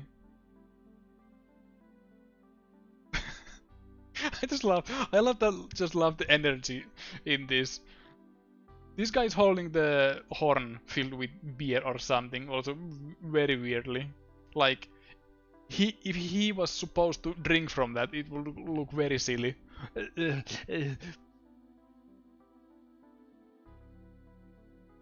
Oh, it's foamy milk.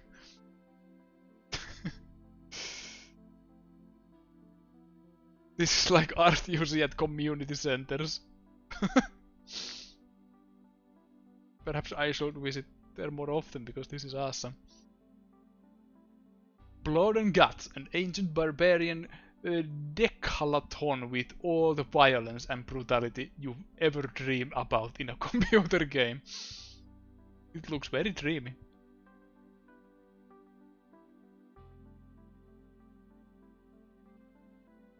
And they all look like they are from different races, so I'm happy that they get along. Different races and different cultures and different cat. The cat is really weird. Like, what was the point of adding that? Like, it doesn't really make you look any more masculine when you step on a tail of a cat. Like, I don't support animal violence in video games, but make like some dead cat or something. Like blood or something. It would make it more hardcore than just stepping on the tail of a cat. Perhaps that was like the sketch or something. Like the cat was actually dead, but some guy was like, oh, that is a bit too much, let's not do that. Okay.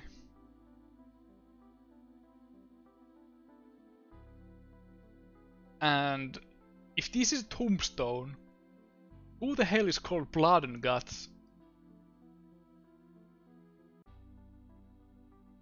Not just guts, blood and guts. That is the most awesome barbarian. Perhaps he was their friend and they are just posing, having a good time, remembering the good times they were having while they were barbaric. I thought first the cat was looking under the loincloth. I don't like what I'm seeing. Yeah, I like this one. Very cool. Oh yeah, this is one of the user submissions just before the stream. Cool Excite truck. Sometimes people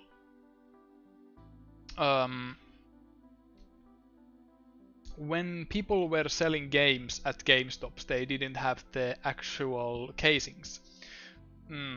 Employees drew their own, and it's a category on its own.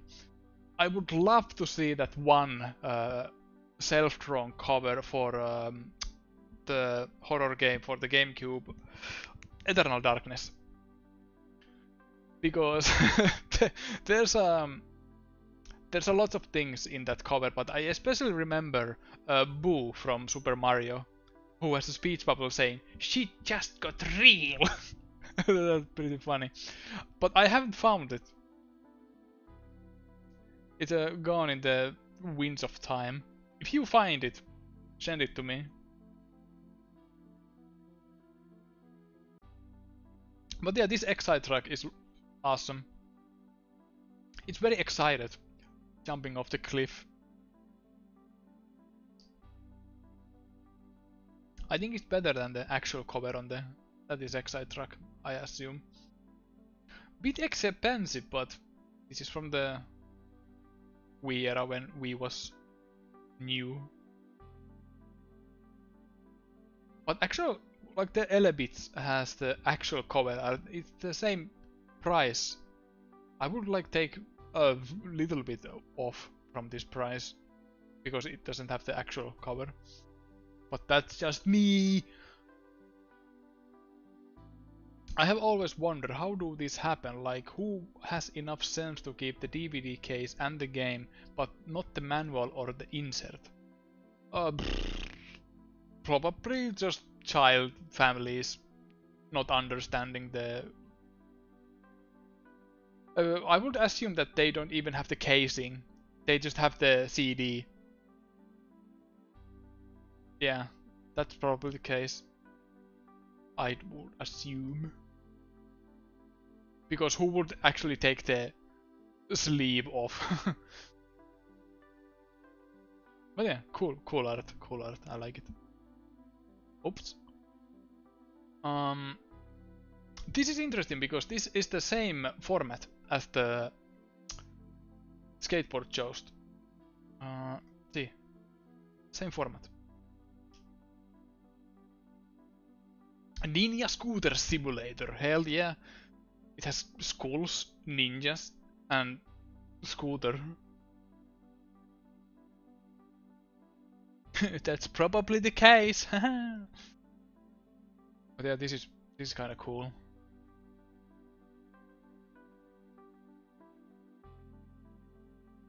Like, I have nothing to add. It looks cool. And the tires, or the sides of the tires, have spikes on them. Fucking hell. And this has spikes as well.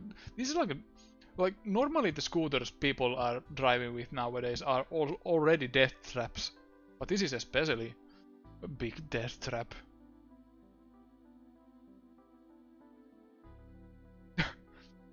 He's wearing sneakers, not any normal ninja shoes.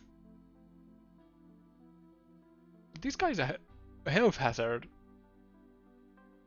Riding on scooters with spikes and swords.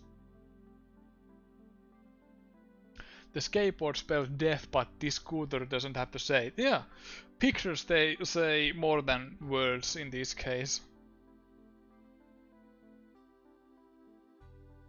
I wonder who the background ninja is. Probably the main bad guy.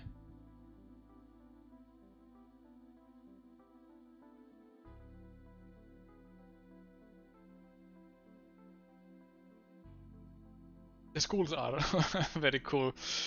I wonder if they are enemies on the game, flying around or something.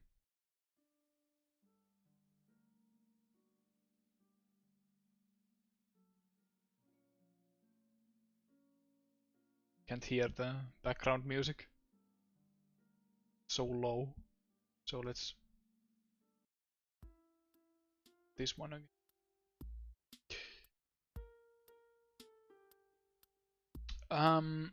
Like I said, I tried to not compare Western and Japanese cover art in this stream. That could be a theme on its own. But this was just the cool on the right. Because it doesn't look anything like... well, it looks slightly like the character on the left, but yeah, he looks very cool. Like, he has attitude. He's like, hey, hell yeah, can't keep up with me. While the Japanese guys are like having a good time. Haha, we are fun.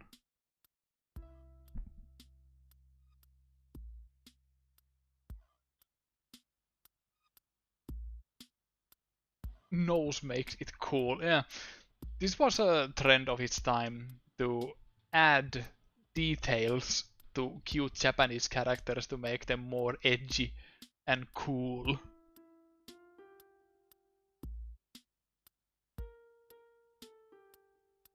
But I actually like the coloring on the Western one. But the solid colors are more to my liking than the airbrushed. They almost look a little bit creepy when they are so detailed with this. I wonder if this artist is the same who made the cover art for Adventures of Lolo. Somehow the shading looks similar, but airbrushing was style of the time, so it could be something else.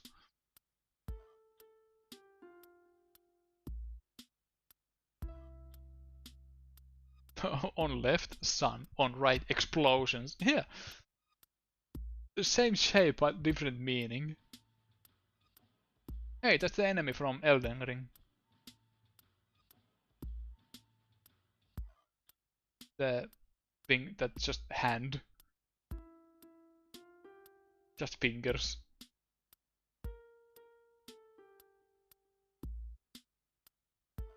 Escape from Cyber City. This is cool.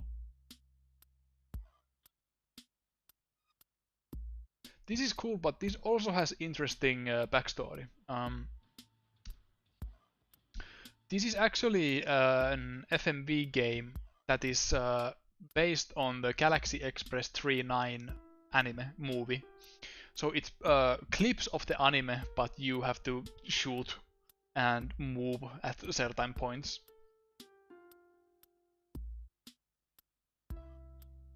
I recognize this character, but he looks a bit different in the anime.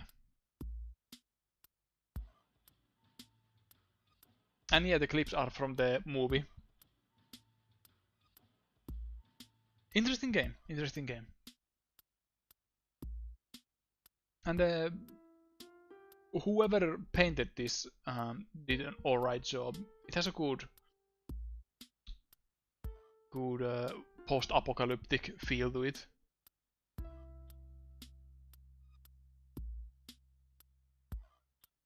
Even though the movie itself doesn't look anything like this in my memory.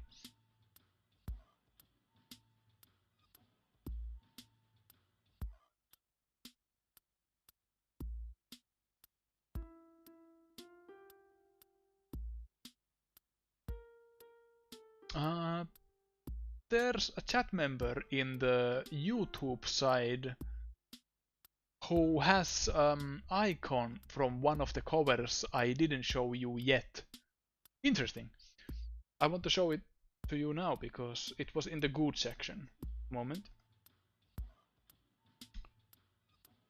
Because it was mentioned, so why not to show it now? No wait, it's actually in the cool section. I wonder if it's coming up later or...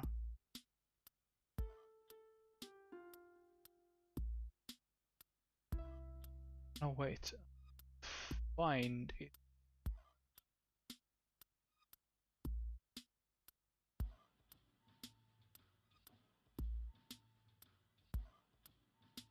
No wait, here it is. Rengoku, Tower of Purgatory. This is very cool. Like skeletons and guns and swords. What else do you need for a game? And this actually is kinda how the game is. You can customize your character to have a gun on your head or sword on your hand. Skeleton and gun and sword and gun is in the skeleton. It's mind-boggling. I have played this game a little bit, not too much, but just because of this cover art, I was very interested to check it out, how it is. And the fact that it looks like some sort of medical record or something, that there's notes of your cool gun in head procedure. I wonder if it hurt when you shoot with the gun in your forehead. Probably feels in the back of your head.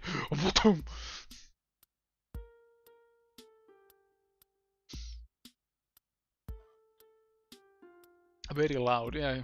You can hear the ringing in your head. For days. But yeah, that was one of the good ones. Back to the escape from Cyber City, and the next one is actually kind of funny. Cactus.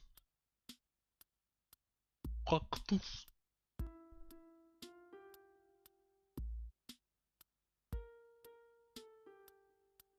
Like, do I even need to add anything? Whoa, escape like a dragon? Holy shit. But yeah, I like this one. This is very nice. Well, not actually nice because the chipmunk or whatever is just killing bee in cold blood and the bird is just looking. I wonder if the cannon is actually underground and the chipmunk is just shooting from through a hole. Probably that's the case. Just waiting for the corpse. It's a bird, it can capture the bees anytime it wants. But yeah, there's much left of these bees after fucking cannon hits them into pieces. And the chipmunk is having a good time. Translator's note. Cactus is how you write the cactus in Finnish as well. So I don't know from what country this game is from. Probably not from Finland, because Finland's game development is a very young. But I like the colors and the mood of this one. Has very childlike wonder. I like it. Even though I don't support this bee genocide over here because bees are friends. If this would be wasps or something, then I'd be like this chipmunk, very cheery. Super soft. Wild Woody. This is from the time when 3D graphics were rising in popularity. And I'd imagine that people saw this cover and were like, hell yeah, this looks awesome. 3D graphics.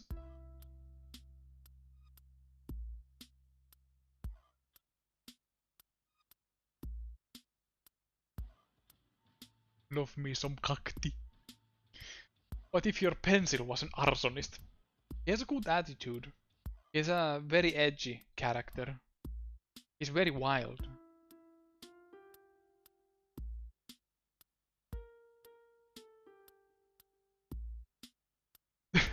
Alexa, play Wild Woody Treasure Caves music.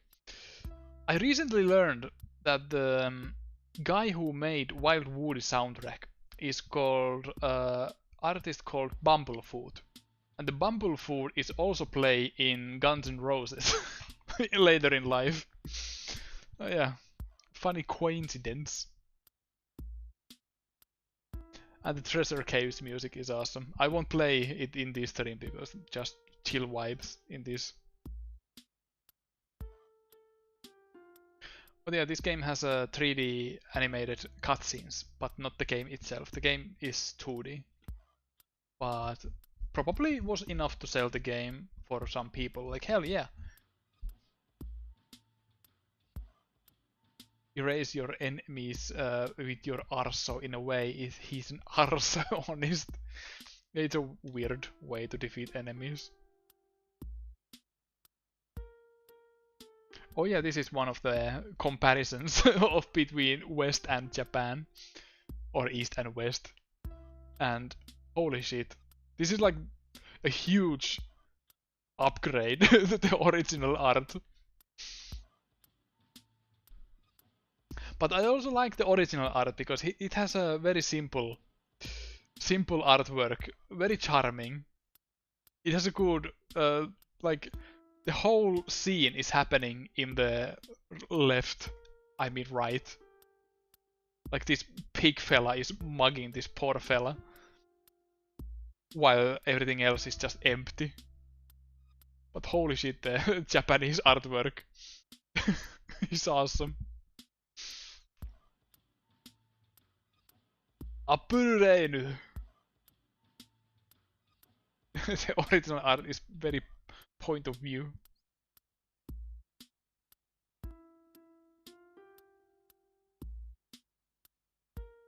Baron Harkonnen at the top. Is he the Dune character? Ringo Rane.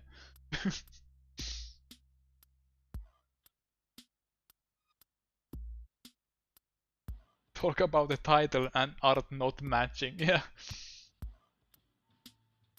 Left is dealing with the world-ending high-level threats. Right is, what if you got mugged by a level 1 thief? Yeah. Look at his shoes. Holy shit. They're like high heels or something.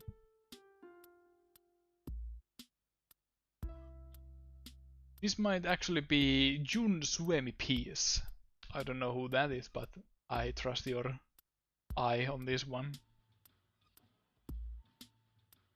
I actually bought shoes that have high heels, higher heels than normal. I should show you the pictures of them later on Twitter or something. But yeah, this is awesome. Like, I like both for different reasons. On OnlyFans. Sure, sure. Chakuroku! This is from the time when cavemen were cool. And I don't really understand why. Like, I don't think cavemen are cool. You can't make them cool unless they are prehistoric pig.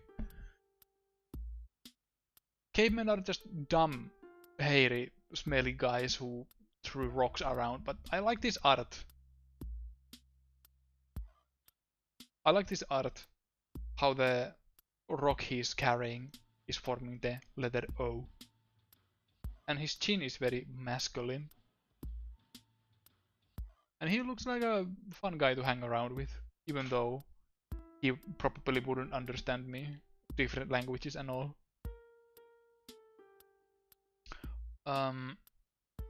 The art itself, or the movement,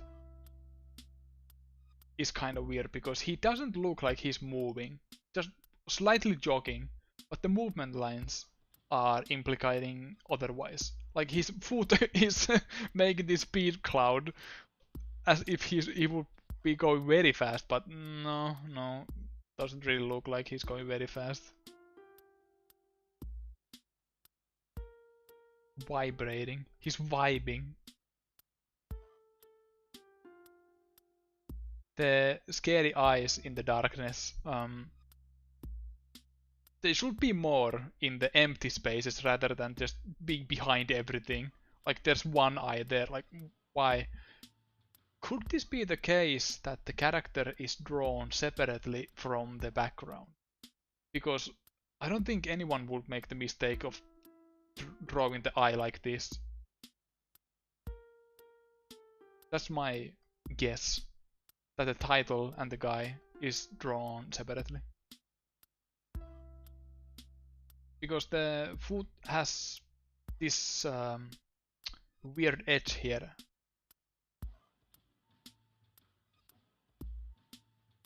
As it's cut from different picture altogether. Yeah, the blast. The blast is very weird.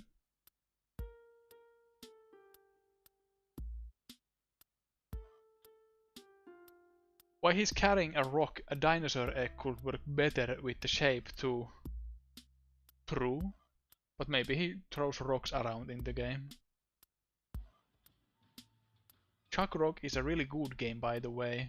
Had it on Amiga 500. Banger team too. Oh.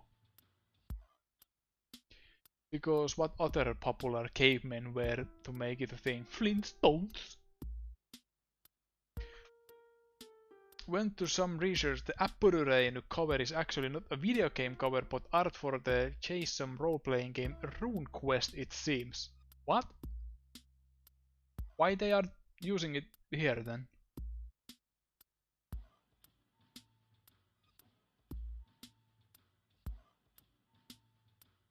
Because the text here speak similarly scenario 1 and 2 than this one. Oh, Chuk Rock has also a Super Nintendo version. That looks kind of better actually.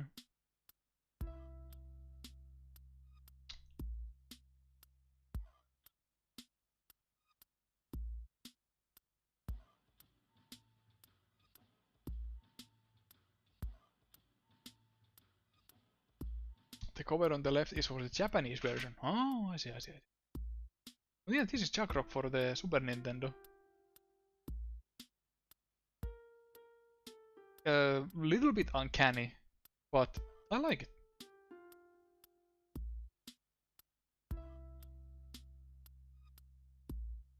Not a character I would want to really play as.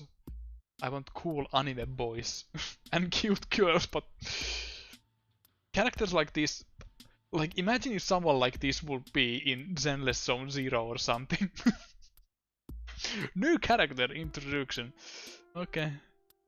Chuckrock here. Hello. Really a product of its time. Like, do even indie people make characters like this anymore? Not really. Everyone has to look cool one way or another.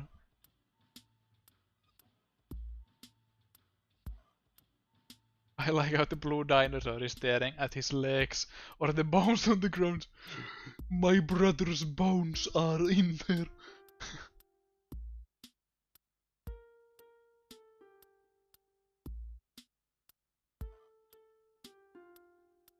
This dinosaur doesn't look healthy. Kinda sick.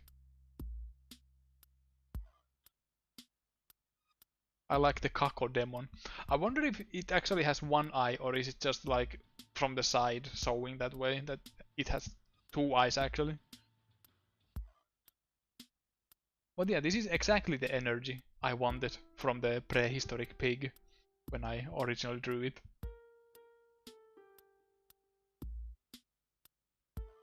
What the fuck even is the thing in the bushes on the right? Some sort of pig, plant, frog, creature. Kappa. We need more ugly cape people products like Took and Alloy. Come on. Hello, mate. Whoops, this is my picture. Face reveal. This is me sitting on my desk right now. Hello, mate. Welcome to the art stream. Get raged. Tribal rate. I like this has the plastic scan here as well. Outrageous real-time strategy in the wastelands of the future. Is this some sort of post-apocalyptic game? Because if it is, this guy doesn't care. Having a good time. With chickens. How many chickens are there? 1, 2, 3, 4. 5. 5 chickens. What's on his belt? Bubba. He caused the apocalypse and enjoys it.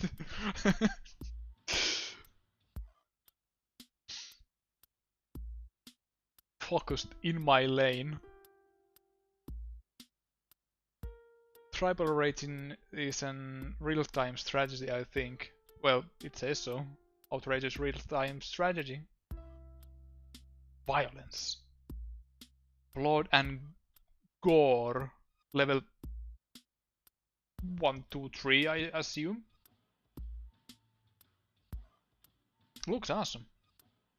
I like it.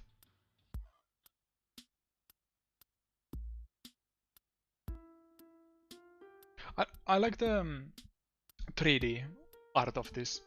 Like it works for this guy.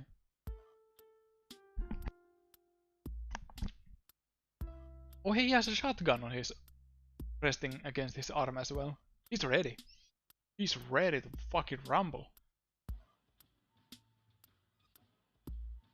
Oh, Tribal Rage has a different cover. This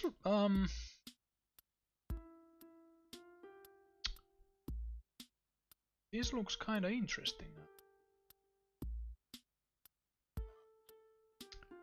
Let me show it to you too, my fellas. Elvis again, but the art style reminds me very much of the artwork from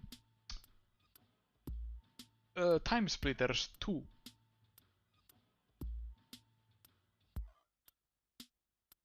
The guy's pose doesn't make much sense. Like, he's looking down but shooting upwards. The scary school in the background. Is that the moon of this world? Because the sun is here. That is the moon. And is that a burger and some soda? Huh.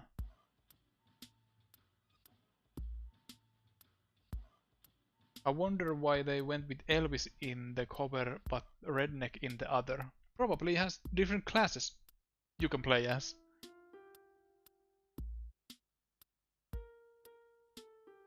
What is the horniest game cover of all time? Oh, that would be a different category altogether.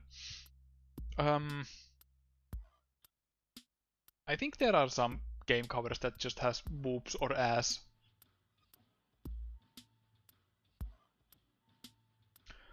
That's some very late 90s cartoon energy right there. What was the cartoon series with 2 cops that like disco? Funky Cops. It has very similar style, and I like the style. It's very cool looking cartoon. Funny too. Even though it had kind of awkward 3D cars, but the character designs were very cool and funny.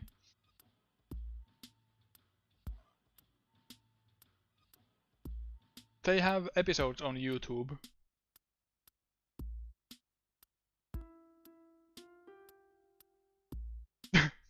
Ah!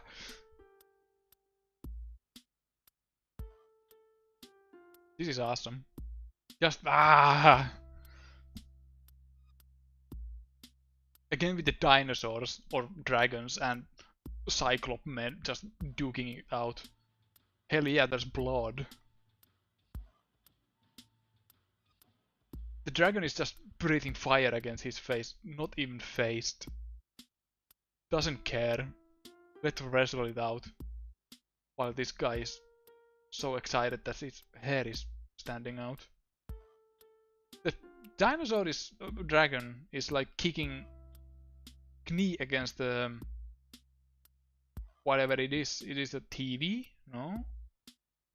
It could be a arcade screen. Ah, giant monsters.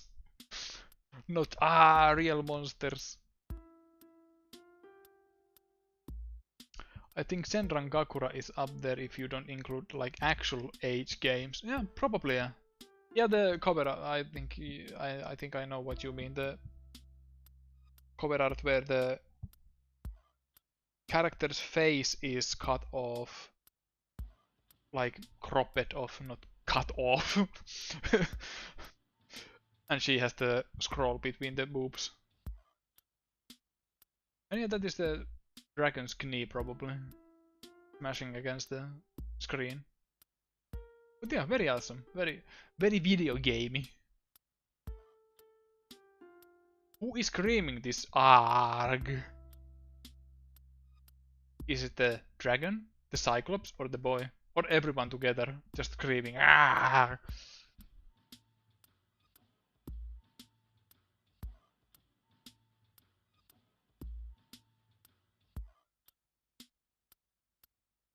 Hell yeah. Bad Street Brawler. Giant dude just kicking. Well, he's not kicking the buildings because there isn't any damage. Just kicking the air. Very product of its time clothing also. He clearly escaped from ARG. What a weird muscle structure. Like, what the fuck is happening here? That is not muscle. There's some metal pole inside his skin.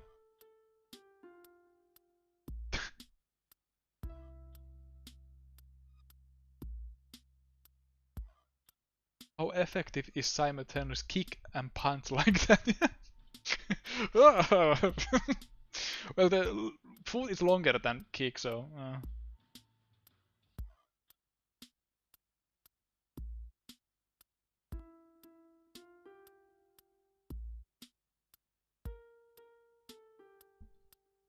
Kinda brave of them to advertise just how bad this game is outright. You're bad Street Brawler. You know the postcard that had audio when you opened them? That cover should have the same feature with the cacophonous screaming of all three characters. I had some Moomin characters card that when the batteries ran out, it sounded very out of tune, like. So I imagine the arc would be like.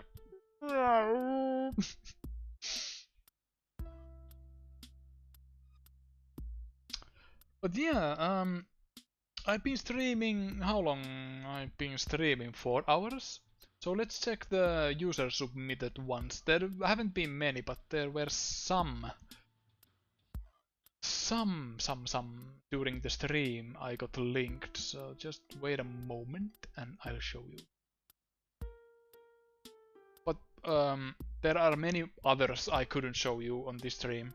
I wasn't sure how long I was going to talk about each one, but there are many more, and I will keep collecting cool box arts as well. So I'll stream sometime in the future as well.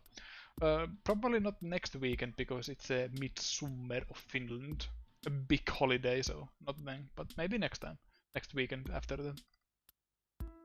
So yeah, this is one of the user submitted ones from the. Please wait a moment. I'll put the label. Ultima 5 Warriors of Destiny.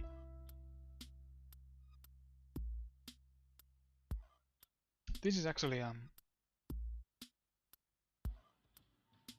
very ominous one. Like these hooded creatures look very huge. Not sure what this guy is doing. Like, oh wait, he's been shot with a magic arrow. And this guy is protecting him from the shadowy fella.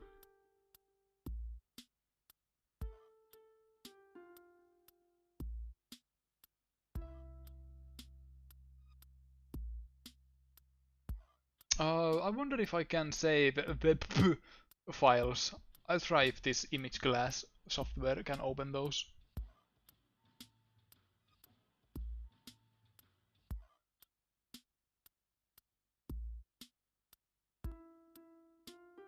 It's part of the opening of the game. Oh, cool. There's even blood. That's so violent. It almost looks like he's about to show the shining thing up the other guy's bum. I'm gonna do it. Who painted this? Denis Loubouet.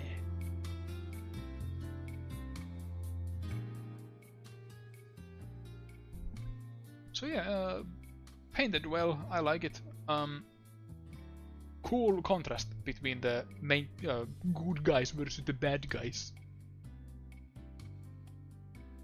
Very fantastical. The title itself also fits the artwork very well. Though not sure about this title, The Warriors of Destiny. Kind of boring the grey.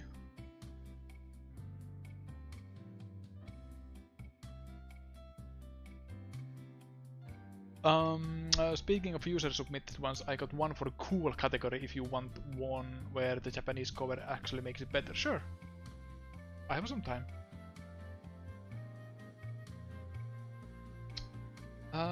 Where was the... there was the one. This is actually the one I got submitted, but I just searched for one.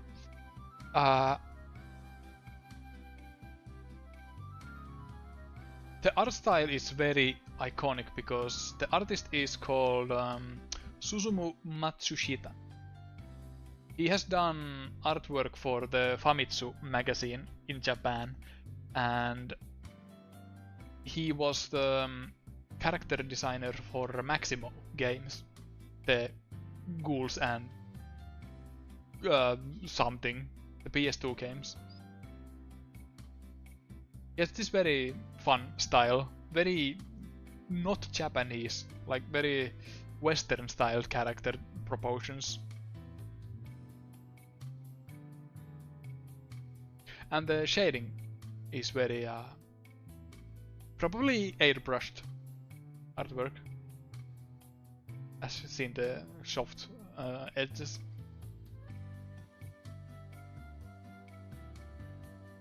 The title itself is a little bit jumps out of the picture because it's so different from the artwork itself.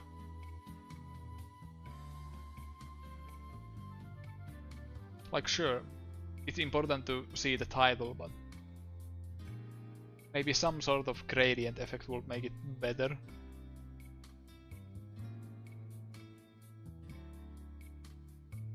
And yeah, the link is a little bit broken, but I can probably just open.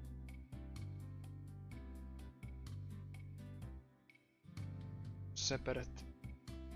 Huh?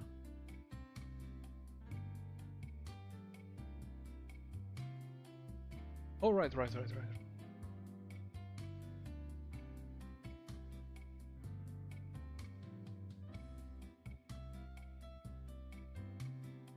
I have so many tabs open, so please bear with me.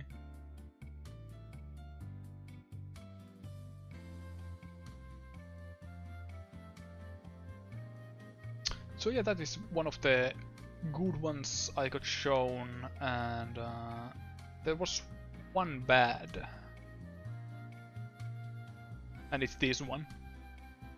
Because for some reason they redrew the Japanese cover in questionable results.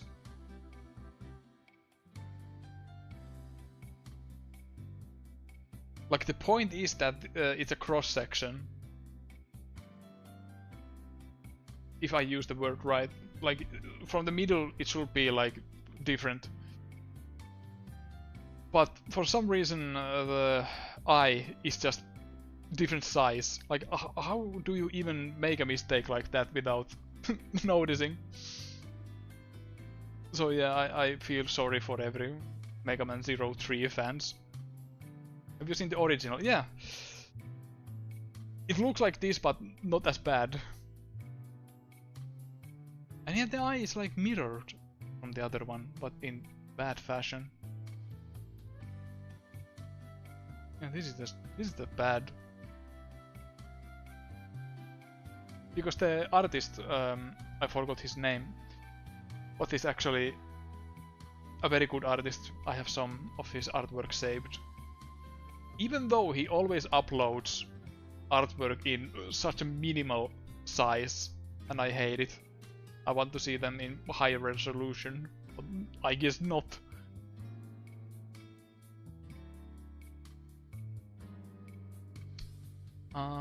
This is also just submitted a Bakbamburu in Japan. Toru Nakayama. Yeah, I guess that's the guy.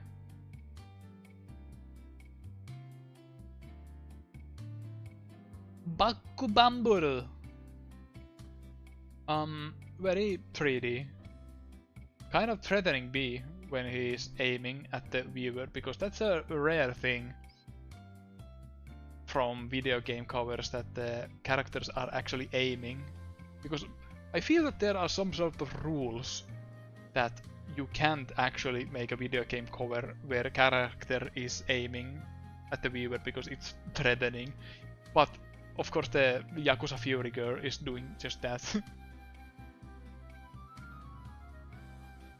But yeah, very 3D. Not sure if I like this one. Looks kinda...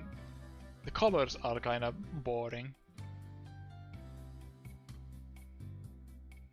But the title itself is very stylish and I like it.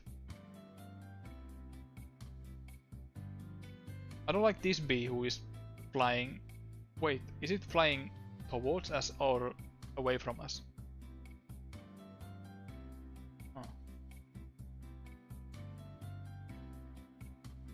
But the composition is also a bit weird. Like, what is this laser? So much going on. But of course this is better. I like this one. It's kind of simple but very eye-catching.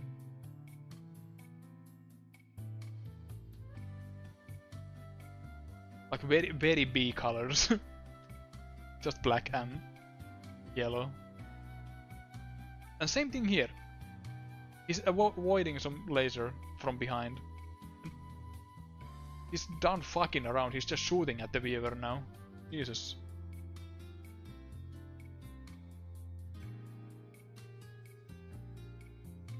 I wonder what this red here.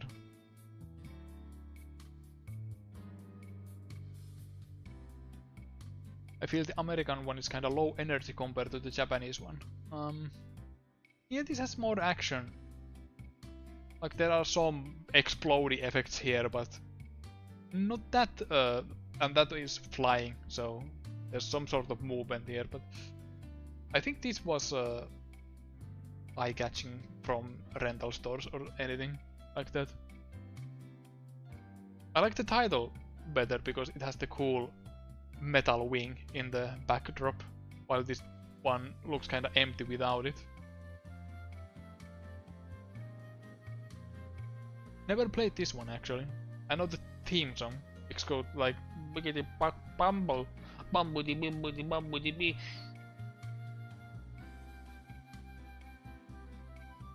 But yeah, that was the user submissions, and I am probably done streaming, but let's end the stream with the one we started with.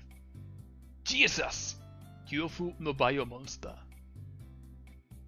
I had a lot of talk about this one, and I still like it.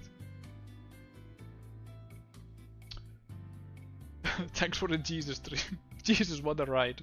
But yeah, this was very fun. I had my doubts how it would work. Do I have much to talk about the covers, but thanks to the chat, we had lots of to talk about. There will be more cover art streams in the future. Not sure when, but probably next month. Probably next month, but before that I'll be streaming on my Finnish channel, so feel free to join on my Twitch. And feel free to type in English even if I speak Finnish. I can always talk a little bit English with you guys. You need to get better recording equipment. Is the voice that low quality? Because I just have hands-free. No wait, not hands-free, headset, wireless. So the voice quality isn't the best. I don't have any high quality Blue Yetis like the big streamers have. But if you can hear me, that is alright with me. But yeah, thanks for visiting and have a good rest of the Sunday. I will have 2. So yeah, thanks. See you next time. Bye!